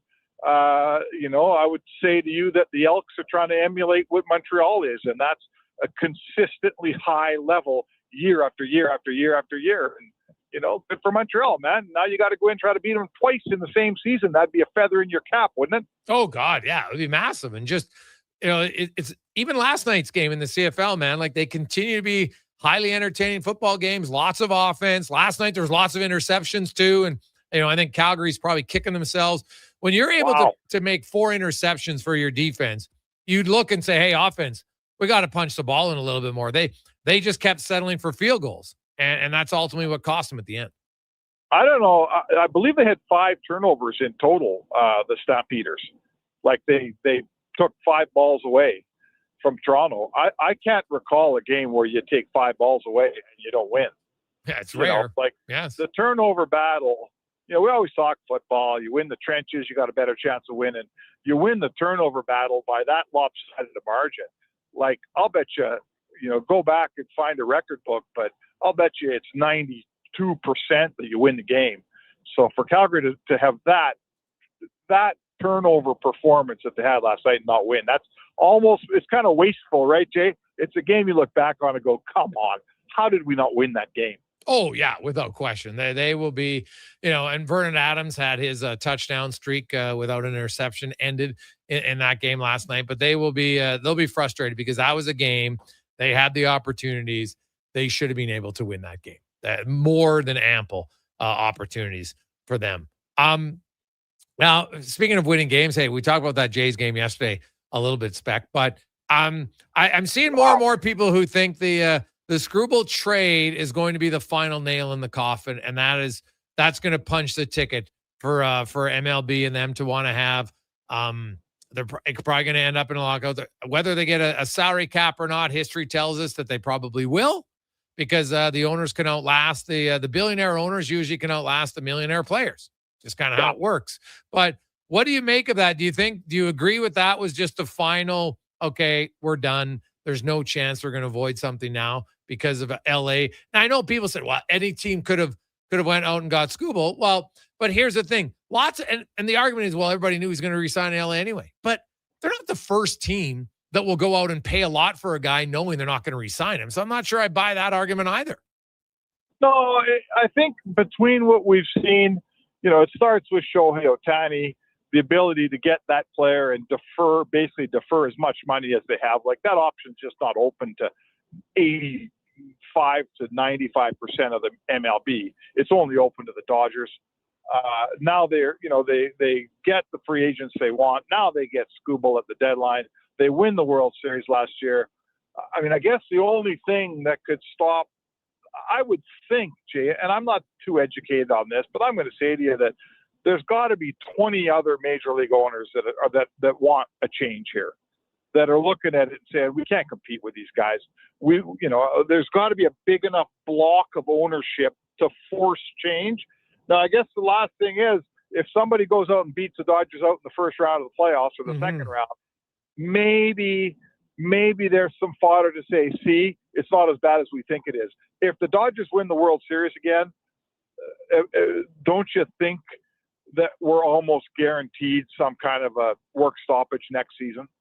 Well, I think, yeah, win or lose, I think it's going to happen. If they win, it probably makes it a stronger of an argument. But the thing is, even if they lose once, if they make it all the way to the World Series, you just look and say, hey, like they're able to spend. Now, some would argue and say, hey, yeah, they're spending money. Other guys are too cheap. Because for a while there were some owners in the league who didn't care about fielding a competitive team because they still made money. And that is a valid concern to me. That's a valid concern where you're basically like, yeah, we can be losers and who cares because we still make lots of money, right? And so You don't want to be Pittsburgh, right? Pittsburgh's that team. Like, they just don't spend. And I've seen the argument out there where the Dodgers spend like 65% of their revenues on players, and a team like the Cubs only spends 52, and that means that the Cubs should be able to do what the Dodgers do. And I don't know. Listen, like, I this is why I hate these lockouts, because it's a bunch of people driving home from hard working jobs today in their truck, and they're listening to us talk about billionaires fighting millionaires for millions of dollars. Like, figure it out, you guys. Give us a league we can, give us a league where there's 30 franchises and maybe like 15 of them have a chance to win instead of 4. That's all I'm really looking for in my baseball. How about you? Yeah. No, that's fair, right? You'd like to see some competitive teams. Like, that's why Milwaukee, I think, is a team that a lot of people root for, right? Like, for sure. They don't spend boatloads of money, but man, they got a pretty good team. But it's always hard. Yeah, it's hard at the end of the day if you have a really good roster, but then the other team just keeps, adding multiple superstars to their team. It's hard to beat them, right? Now, the Jays came close last year, and we could argue that if it wasn't for an odd ground rule double where the ball just lodges in the bottom, right, or a bad error, maybe they win that game, right? So who knows? But the Jays spent a ton of money too, so it's not like it was one of the weaker teams in majors. It was just the Jays, who I think last year were like 4th or 5th in salary and are again this year. And look, it's not doing them any good. So you still have to have quality players to win. Well, and you got to, sure, like, no one's saying the Dodgers aren't smart and they don't identify excellent players and they don't feel, they develop some guys and they end up trading them away. But, like, the Dodgers are doing it right. It's just the economic might they have. It's not a fair fight. Like, I just always go back to our experience in Edmonton back in the 90s when Colorado and Dallas and Detroit ruled the West because their salary expenditure was in the 60 and 70 millions, and Edmonton was in like the low 20s or 19 or something, right? And I just remember how hard Edmonton used to play against those teams and take them to the wall and never win, because in the end they just didn't have a chance. The other team was they had 3 times the salary that you had, and it was just no fun. That's all. I guess I'm just saying, if I'm Kansas City, if I'm Milwaukee, if I'm one of these little smaller places, San Diego puts a good team together. The Angels never do. If I'm one of those fan bases, it's just not much fun. That's all. I just want to go to the ballpark and think my team has a chance. That's all I'm looking for. And if I have to be a fan of the Cubs or the Yankees or the Dodgers or the Red Sox, and after that, it's hard to find a team to cheer for because I'm probably not going to win, that's not any fun, is it? No, it is not, for sure. I don't know if you saw it, Spec. Taylor Hall had his day with the Stanley Cup. And, it's interesting, drafted 2010, first overall, and, 16 years later wins the Stanley Cup, and he gets a day with the Cup. And, I talked to Taylor. He was pretty excited about it, and, just had family and friends, was out in his boat and joked about finally getting his boating license after failing it a few times. But, you look at Hall's career with the Stanley Cup, like some people ask, do you think it puts him in the Hall of Fame discussion later on when he's said and done? Geez, I don't know. I mean, he won a Hart Trophy. Yeah. Being first overall doesn't have any bearing. No, that doesn't do much. No. I mean, listen, I think Taylor, I love his story and his perseverance. He's had injuries. He's moved around. Being number 1 overall and having the keys handed to you when you were too young to be ready for it, he dealt with that really well, and it was hard and unfair, frankly, right? The pressure put on him in Edmonton without the means to deliver. Like, he didn't have a team around him here. He handled it really well. Us media guys spent a lot of time in his locker after losses, and he never said the wrong thing. He never blamed other people. He took responsibility. I got so much time for Taylor Hall, man. I love the fact that he won the Cup, and I saw some stuff on social today that have pictures of him, and it kind of warms your heart, right? Everyone in Edmonton's looking for a Stanley Cup, and I know how bad people want it, but it sure was nice to see Taylor Hall have one.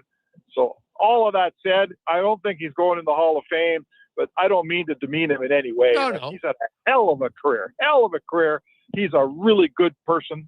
Now he's a father, got a couple kids, he's got a Stanley Cup ring. God bless him. But good for him. Good for Taylor Hall. I couldn't be happier for him. Yeah, I would agree with you. Like Hall of Fame, you got to, you know what? He had a few seasons like it. He'd be a guy on the border and on a cusp, but I think it'd probably be tough at the end of the day to get in. We'll see. Yeah, I say so. Spec, have yourself an awesome evening, and we will chat with you on Monday. All right. Sounds good, Jake. There you go. That's Mark Spector, the Spec Report, brought to you by GS Construction. Quick break. LT joins us on the Gregor Show, presented by PlayAlberta.ca.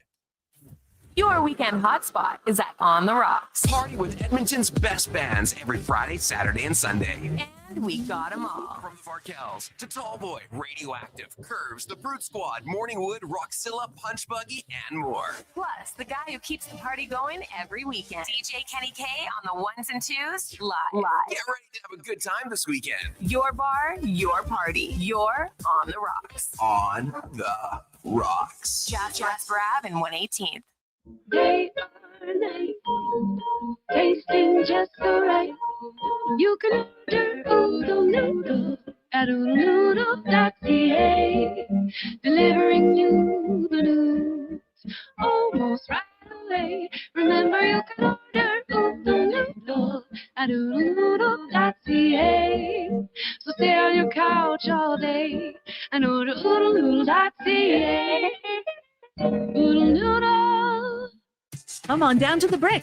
The Price is Right live event is on now. Enter in-store for your chance to instantly win from over $1 million in prizes. No purchase necessary. Then shop incredible savings throughout the store, like up to $2,220 off select sectionals, up to 40% off select mattresses, up to 20% off select major appliances, and up to $600 off big screen TVs. Plus, finance with 0% interest and equal monthly payments on qualifying purchases. Hurry in before these offers end August 12th. The Brick, saving you more.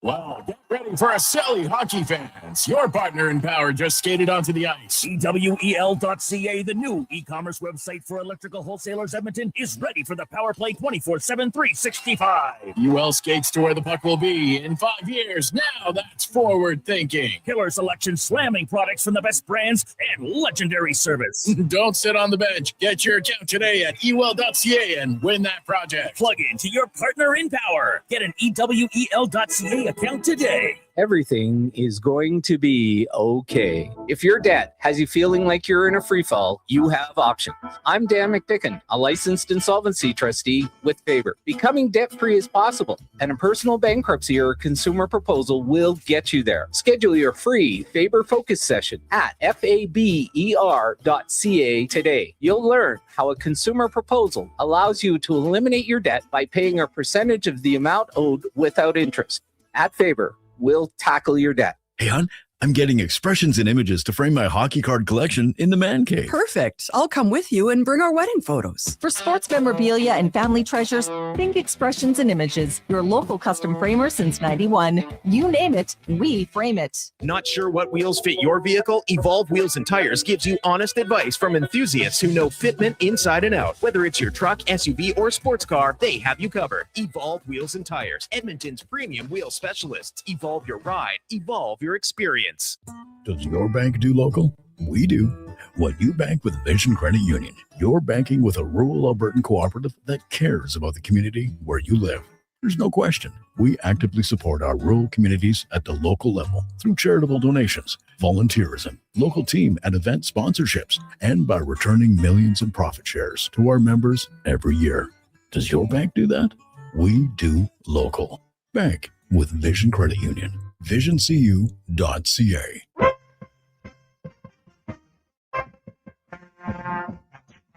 Portions of this hour brought to you by Crystal Glass, your clear choice for residential windows, locally manufactured and installed. Crystal Glass provides a beautiful product and incredible customer services for all of your residential needs. Call 310 Glass or visit crystalglass.ca for a quote. The Jason Gregor Show, the best of Edmonton sports talk and beyond. This is Sports 1440. Presented by PlayAlberta.ca, Alberta's only regulated online gambling website.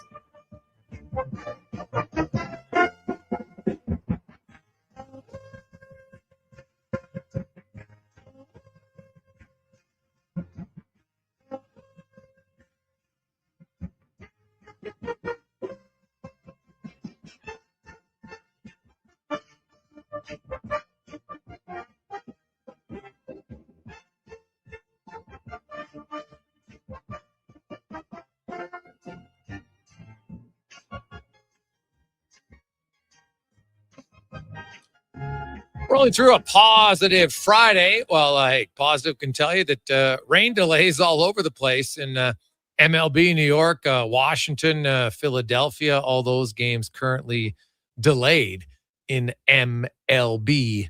Tonight, if the Jays game gets going, we'll have it right here at the conclusion of our show. So enjoy that. 833-401-1440, 833-401-1440. It's a Gregor Show, always brought to you by PlayAlberta.ca. Lotto Max, $25 million tonight. Get your tickets at PlayAlberta.ca. As time now to get to the oil report, brought to you by Go Auto. Cars, vans, trucks, SUVs, you name it. They got it. Over 17,000 vehicles to choose from at 73 different locations. Find one near you at GoAuto.ca. As the host of the Lowdown, Alan Mitchell joins us. LT, good afternoon. How you doing? I'm very well. I'm loving the weather. I mean, I've seen a few leaves turn, but it's really nice, and the river's gone down, and I think the monsoon season is over, and maybe we can get some warm weather and get back to something resembling normal here for August and then into September. Yeah, that's fair. Hey, Al, do you have a go-to movie that you watch once a year or multiple times? Yeah, I do. I have several. I'm a big fan of Shawshank Redemption. I love that show. For me, it's just, I know it's not a comedy or anything, but I love the show. I guess I'm binge watching old time TV shows. Like 6 Feet Under and things like that, and I'm getting ready for Only Murders in the Building again. But I would say that if I was going to watch a movie like at particular times of year, I'd say probably Godfather 1 and 2 and Shawshank Redemption. Oh, okay, fair enough. That's fair. I like both of those. I'm just curious. Is there a movie that you would never watch again? Sophie's Choice. Oh, wow. It was a really tough movie to watch. It just was. There's some movies that are tough, like Dog Day Afternoon's a tough movie to watch, but I like watching that. And I love watching rom-coms. Like I love When Harry Met Sally. I love Moonstruck. Love all of those. But the more serious movies, I have to kind of build up to them, right? Like I just can't, like Casino is a movie that I love to watch, but I would only watch it when I'm mentally prepared to watch it. All right. For years, people had to be mentally prepared to watch the Elks because they weren't that good. But now they're competitive, Al, very competitive. And they go into Montreal tomorrow afternoon, 1:00 start Edmonton time, with an opportunity to sweep the Owls and more importantly, stay ahead of Saskatchewan, who I assume is going to win tonight against Ottawa. Yeah, even with all the injuries the Rough Riders have, specifically to the receiving core, that should be a free square on the bingo card for them. And really, all the questions that we had at the beginning of the year, and even when they were playing in the regular season, drop footballs by receivers and consistency here and there, they've really answered them. I just have to say that, no matter what happens from here to the end of the year, Elks have really shown something. They're one of the 3 best teams in the league. You could argue they're the best. And they, if they beat Montreal tomorrow, then, you can't get much better than that. And they're 1-1 against the Rough Riders, but very close games both times. Could have won both of them. So I just feel like, I know it's a 9-team league and things could turn around like immediately, but this Elks team didn't have a really good story to tell forever. Now they do. And I'll tell you, like, I got a lot of buddies who were big time, fans of the Eskimos and the Edmonton Football Club. And like, it was years between people talking about like the team, like, people say to me, my buddies say, Fajardo's having a hell of a year. I didn't know he was this good. So it's back being part of the conversation. And for me, that's a thrill because I love the CFL and I want to see this team do very well. And they are. Yeah. Oh yeah. No question about it. They're good. They're going to have to become a little bit more disciplined though. You want to play on the edge. You want to be super aggressive, but it's an area for me where I think they got to be a little bit more composed at key times. Yeah, and that, there are teams. Hamilton traditionally for me has been a team that always has somebody who's taking ridiculous penalties, and you can lose football games doing that. You really can, and you work so hard to get in a particular situation, and there's some of them like offside or holding or whatever. Man, they can be really tough. And then personal fouls obviously are verboten. There's no excuse for it. But I think I love their passion. I love they hit hard and they play hard. But you're right. You want to be able to do everything you can to win a football game. Yes. And speaking of the Riders, Al, lots of injuries in the receiving corps. Any concern for your squad? No, I feel like the Rough Riders are in one of those zones right now where they won last year. They could easily win this year. I don't know that they will, but they have real talent. I pay attention to the Canadian talent on CFL teams, and there was a time when they had offensive linemen from Gull Lake and Melfort up up everywhere, and that's where they had their starting Canadians, and they still do a little bit, but they're skill guys now. Their Canadian skill guys have been exceptional here for a while now, and it's fun to watch because I like to watch the Canadians do well. And even though they're all on the injured list for Saskatchewan this week, they've got some really talented guys there. Yes, very true. Al, I know you follow baseball very closely. And I was on holidays earlier, so I want to ask you. The trade deadline came and went, and Scuba went to the Dodgers, and everyone's like, "Oh, the rich get richer." And a lot of people felt like, okay, that'll be the final nail. That's gonna for sure guarantee that they're gonna get to a lockout. Now, I don't know if one move would do that or not. Other teams could have rented him. Lots of teams have rented a guy knowing they're not going to sign him again, so they wouldn't be the first team to do that. So I'm not sure I buy the argument, well, no teams wanted to bid on him because they knew he was going to sign in LA in the offseason. Well, first of all, we don't know that 100%, and maybe he would have, but where do you come out on this? Do you think that helps it, or it's kind of a fait accompli, regardless of what was going to happen? We are going to have a stoppage next year. Well, the people who are follow this closer than I do, but I read them and listen to them. They tell me that there will be a lockout, but there are a lot of mid owners who really will get antsy because they're not like the Dodgers or the Yankees or whomever. They need the revenue. They need bums in seats. So I don't think it's going to be a long-term one. And I don't know that they're going to get any kind of a salary cap or any of those things. I think that if you look at how much the Dodgers are taxed and they'll pay the tax. They pay an enormous amount of money just in luxury tax. It's really hard to overcome that. And the balance of the league is way out of whack. And the owners believe salary cap will take care of that. But the players don't believe the owners are being honest about how much revenue they make and how much should and will be shared. So there's a lot of distrust, always has been. And if I'm making a prediction now, there'll be a lot of anger, a lot of verbal over the winter. There'll be a lockout, and then by May long there'll be a season, and it'll be 120 games. 120. I like it. And hey, how about David Forst? 27 years gone as the Athletics GM. You don't see that very now. They had years where they never spent any money, and I know it's been 6 years since they've been in the postseason. I was just stunned that he's been there for 27 years. Well, yeah, and it's a good point. And on top of that, they've drafted some really good players. They're in this ridiculous ballpark where the pitchers,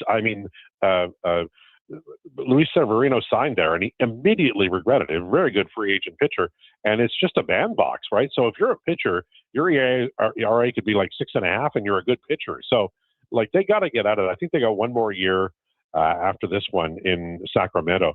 But the problem isn't necessarily even the ballpark where they're like in Vegas. It's altitude, right? So I don't know. The PCL is full of ballparks that are high altitude and home runs galore. I don't know how they're going to get around that. Oakland had a gigantic foul zone, foul area, so there was a little equalization there. But The problem the Athletics are going to have is as long as they're in that ballpark, no matter how many good pitchers you have, they're never going to be able to pitch well enough consistently because the ball flies out of there. So, I think they got to get to a ballpark that's more reasonable. Colorado kind of has that problem too, right, in Denver. But I think the Athletics, I think Sacramento's the worst park for pitchers in the league.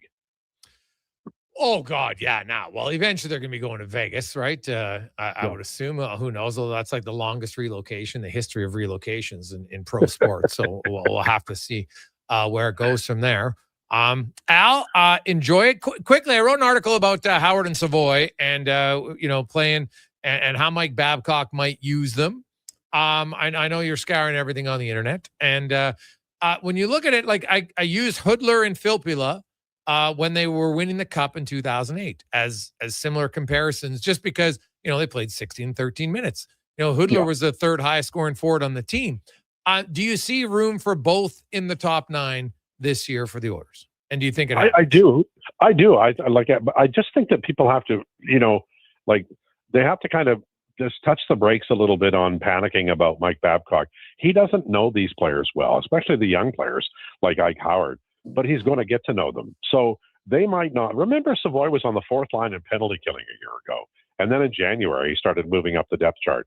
Something like that could happen for Howard. And Babcock, he line matches a little more. So at home, he might be able to get a little easy street for one of those guys, and that will help. And all you really want is 30 games for these guys to get acclimated, and then they're going to be, not on their way, but they're going to be no longer pure rookies. And the Oilers need these guys. They're not young in some important spots, and Savoy and Howard have skill. I don't know if both are going to make it. I think Savoy will, but if Howard doesn't, they'll cash him.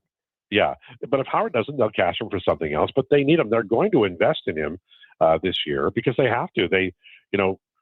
Hyman's 34. Nuge has got to be close to that, and those are great players. They really are, but they're not going to be playing at 40. So you got to have these young guys coming up. And Howard and Savoy have draft pedigree and have high skill. There are some things about Howard that I wonder about. Honestly, I think as a shooter, I don't know how close he has to be to the net to score.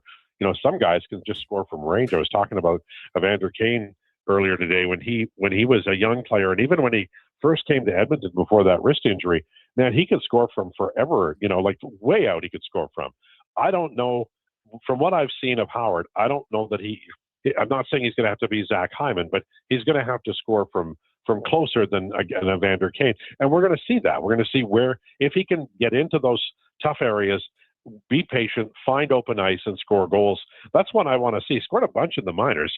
He has that skill, but can he play in the NHL in a role that allows him to be physically tough enough and not of a perimeter player? Can he do that? That's a question I have, and I think Mike Babcock will find out, and then we'll find out based on how much he plays. Al, have yourself a spectacular weekend. Enjoy all the football, and we'll talk to you on Monday. You too, sir. Enjoy. There you go. That's the lowdown broth. Al Mitchell, Oil Report brought to you by Go Auto. We'll take a quick break and wrap things up here on the Gregor Show, presented by PlayAlberta.ca.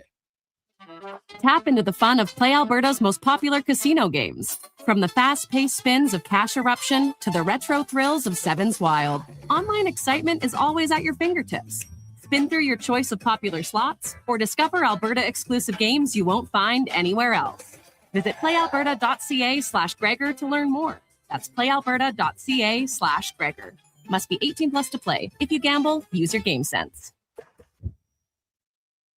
Hey, sports fans, we've got a clear choice for you. At Crystal Glass, we provide customers with the perfect glass for any job. From home to auto and even commercial, installation or repairs, we're your team. Call 310 Glass or visit crystalglass.ca. Crystal Glass. Legacy Heating and Cooling is your #1 air conditioning company. So when you can't take living in oppressive heat any longer, call Legacy. Call Legacy. If your hot, sticky sheets keep you up all night, call Legacy. If you've decided that you deserve to be cool and comfortable, call Legacy. Call Legacy. And with no payments, no interest for 1 year, it could only be Legacy Heating and Cooling. You've got a go-to coffee spot, a trusted barber, even a lucky game day jersey.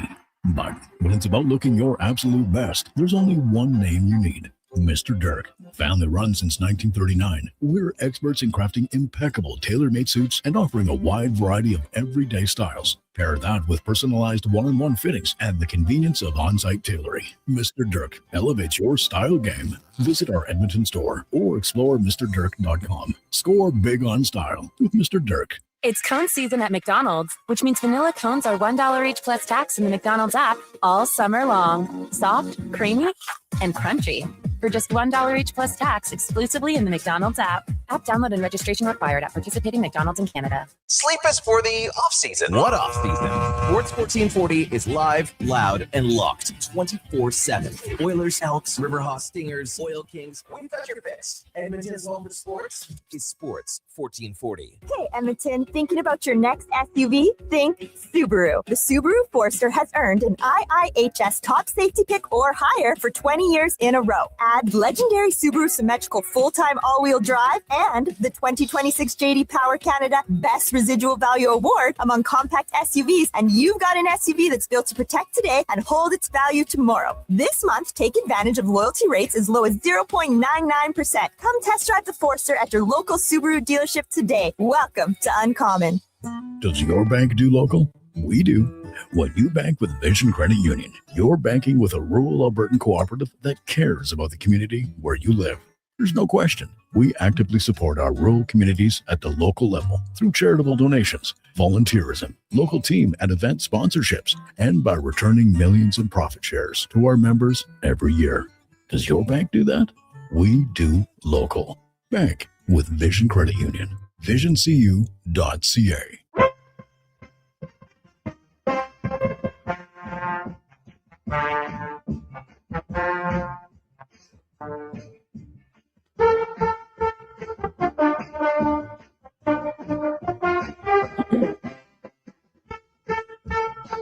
Portions of this hour brought to you by CanTorque, made in Canada, made for Canada, where extreme isn't theoretical. Find your solution at CanTorque.com. The Jason Gregor Show, the best of Edmonton sports talk and beyond. This is Sports 1440. Presented by PlayAlberta.ca, Alberta's only regulated online gambling website.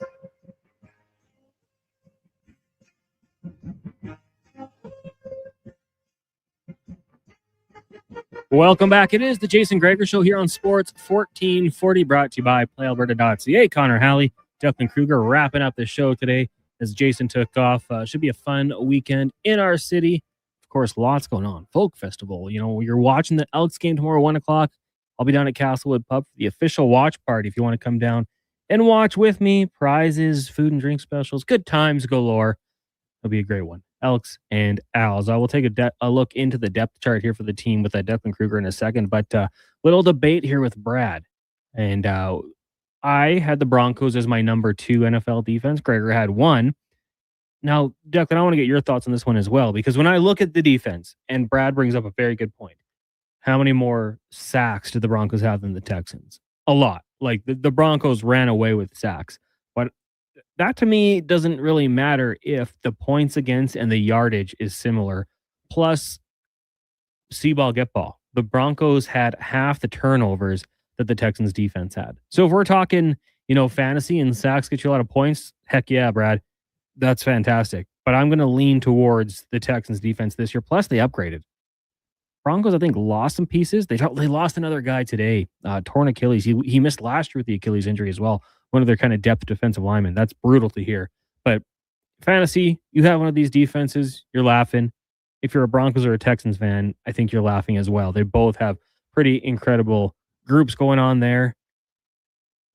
The Broncos, they get tested a little bit. Mike McDaniel in the offense now, running it for the Chargers. Patrick Mahomes and Andy Reid, they'll have some tricks up their bag. For the Raiders, who they'll see twice a year, a little bit easier. I mean, hey, the Raiders are fighting already. But Brock Bowers, Ashton Genty, I think should be tough. Texans going up against Trevor Lawrence twice a year. Jonathan Taylor. The Titans, we're not quite sure about. I think some people are high on Cam Moore to bounce back this upcoming season. But hey, we had NFL football last night. We've got some more coming up next weekend, Deck. It's a good time of year. And the Edmonton Elks right now, Just looking at their depth chart getting set up for tomorrow's game against the Elks. Now, Cordell Jackson, game time decision. Joel DeBlanco, game time decision. But listed as the starters on the depth chart. Good sign. I think we assume they are good to go tomorrow. It's certainly looking like that. Joel DeBlanco especially. The biggest one for me on the line is that right guard spot that had been a bit of a carousel since Coulter Woodmansey went out. Joseph Cooper last week and Cam Carter before that, both in getting time at the position. Brett Boyko is going to be playing right guard. Now, when he was in earlier this season, he was at the left guard spot. Obviously, Carter O'Donnell back for that. Brett Boyko shifting over to the right guard, and Joseph Cooper, Cam Carter both back to the practice squad. So very interested to see. This is the first time we've seen this combination on the line this season. Yeah. Very interested to see how it's going to play out. I'm with you. I'm intrigued by it. They got to get the run game going and get some big chunk plays like we had seen previously. Nick Anderson back in the lineup, David Beard, Tyshawn Blackburn in the defensive backfield. Royce Mechie comes out. Where are we on Royce Mechie? Because he was kind of one of the bigger name free agents we saw come over last year from the Argos. Had the Achilles. We knew it immediately when we saw that injury, and I think he was kind of he was in, I don't know, a good place with it. It seemed like. But what have you seen from Royce Mechie? I mean, is it?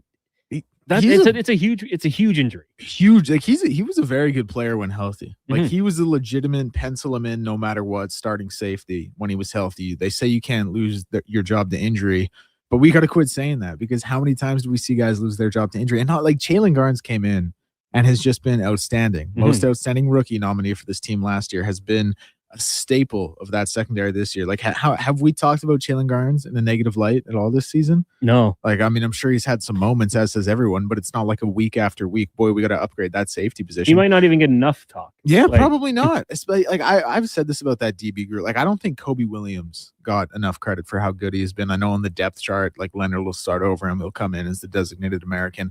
But Jalen's another guy who doesn't get talked about because of Tyrell Ford and Cordell Jackson and JJ Ross. Just really, really, really solid.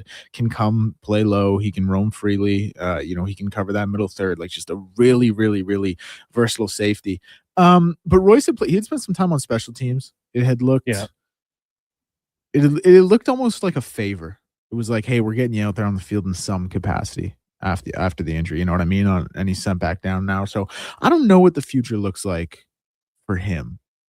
But I couldn't imagine, I don't know I couldn't see him coming off of that injury with the way Jalen Garnes is playing, taking that job back anytime soon. I'm with you. And I think you bring up a very good point. You can't lose your job to injury. You can. That might be true in some sports, but in what kind of injury? Yeah. Because if you have an Achilles. If your safety was an Achilles tear. Yeah. I think I'll actually take the equally as good safety without an Achilles tear. You know what I mean? And how old is Royce Mechie? I don't think he's that still old. He's 29. He'll be 30 this year. Geez, we hate that number 30 in football. Comes with a negative connotation there. But yeah, it's okay, if someone slides into your spot and plays better, you can't be loyal. You have to do what's better for the team. Otherwise, you're just hurting the rest of the guys. He is Canadian, which is always going to bode in his favor. If it gets to that point, but it hasn't got to that point. And obviously, they must feel he's just not near 100%. Yeah, and that would kind of be it. Do we need you? No, rest up a little bit more here. What did you think about Cody Fajardo? We heard the conversation with Jason Gregor, and he talked about the red zone and kind of saying, well, yeah, it's being brought up, and it might be having a bit of the conversation around it might be maybe leaking into the locker room, guys tensing up. I like the answer from my quarterback, but I don't know how much I believe that. If that's what you're hearing and that's changing things, we got a problem. I play calling to me has been kind of an issue getting into the red zone, but I think it's correctable. You just got to do it. Yeah, I agree. I don't have too much issue with the play calling for this team as a whole, but I have a huge issue with their red zone play calling. To my eye, Jordan will call. Obviously the red zone is different than the rest of the field, so this is going to sound like kind of a captain obvious statement, but he calls such a different game in the red zone. It's like everything he does that got him to the dance from in between the 20 to in between the 20, he abandons, and some of that is true. You have to do it because it is a different part of the field, but it's just so what's the phrase I'm looking for? Maybe you can help me out here. I don't want to say sloppy because that's definitely not it, but it's like a mixture of safety and nervousness is how he calls plays in the red zone. He doesn't want to do anything too crazy. Cautious. But it's like, yeah, like he does, but it's not. I wouldn't even call it cautious because he doesn't want to call something too outrageous, but then he also doesn't want to call something too safe. Like there probably is no way to truly describe how I'm talking about how he calls the offense in the red zone. But that's, I hope you're arriving at the same point I'm at with how, you know what I'm saying? Yeah. Like there's times I've really liked it. Like when it's like, okay, I'm going to give Austin Mack a chance.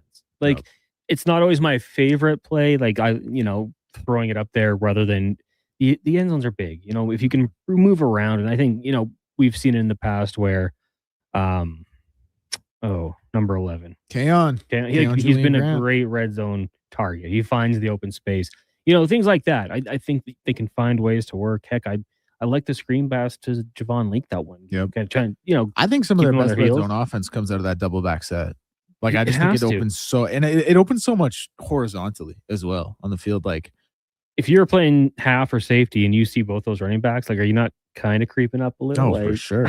One of these guys is very dynamic, and if he gets the ball, I got to lean a little bit closer there and could open things up in the back of the end. And a lot of their play action too comes with Javon Leake, or a lot of the plays they've had play action success with has come with Javon Leake out of the backfield. And I just don't know why we seem to get away from that in the red zone. And like again, I really want to try and wrap this up for the listeners because I know there's some listeners out there who are banging their head, being like, "What is this kid talking about? What is he trying to say with the red zone play calling?"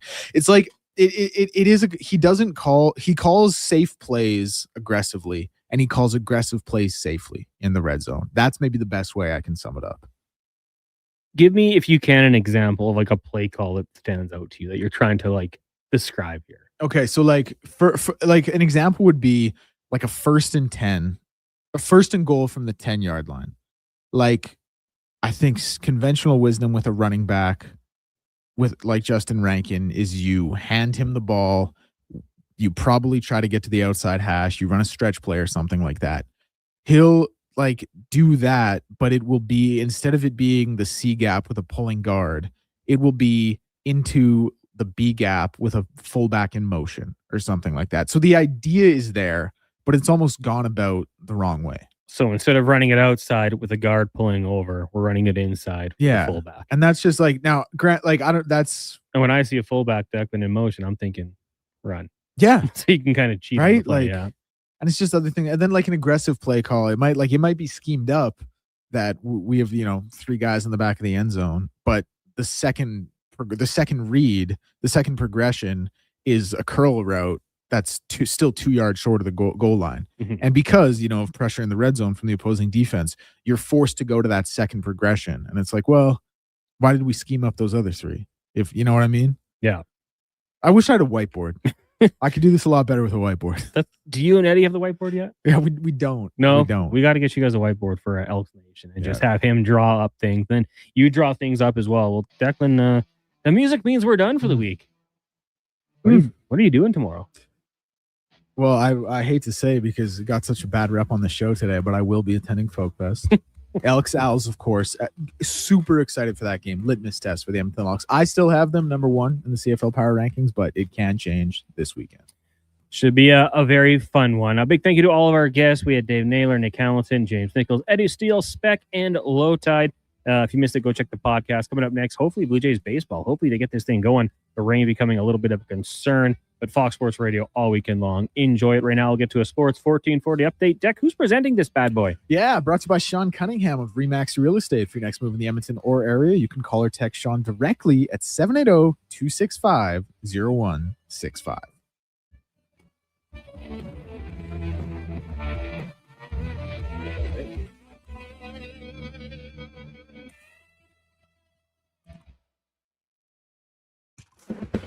This is a Sports 1440 update. Week 10 of the CFL gets going in about an hour from Regina. Riders, Red Blacks. Elks in action tomorrow, taking on the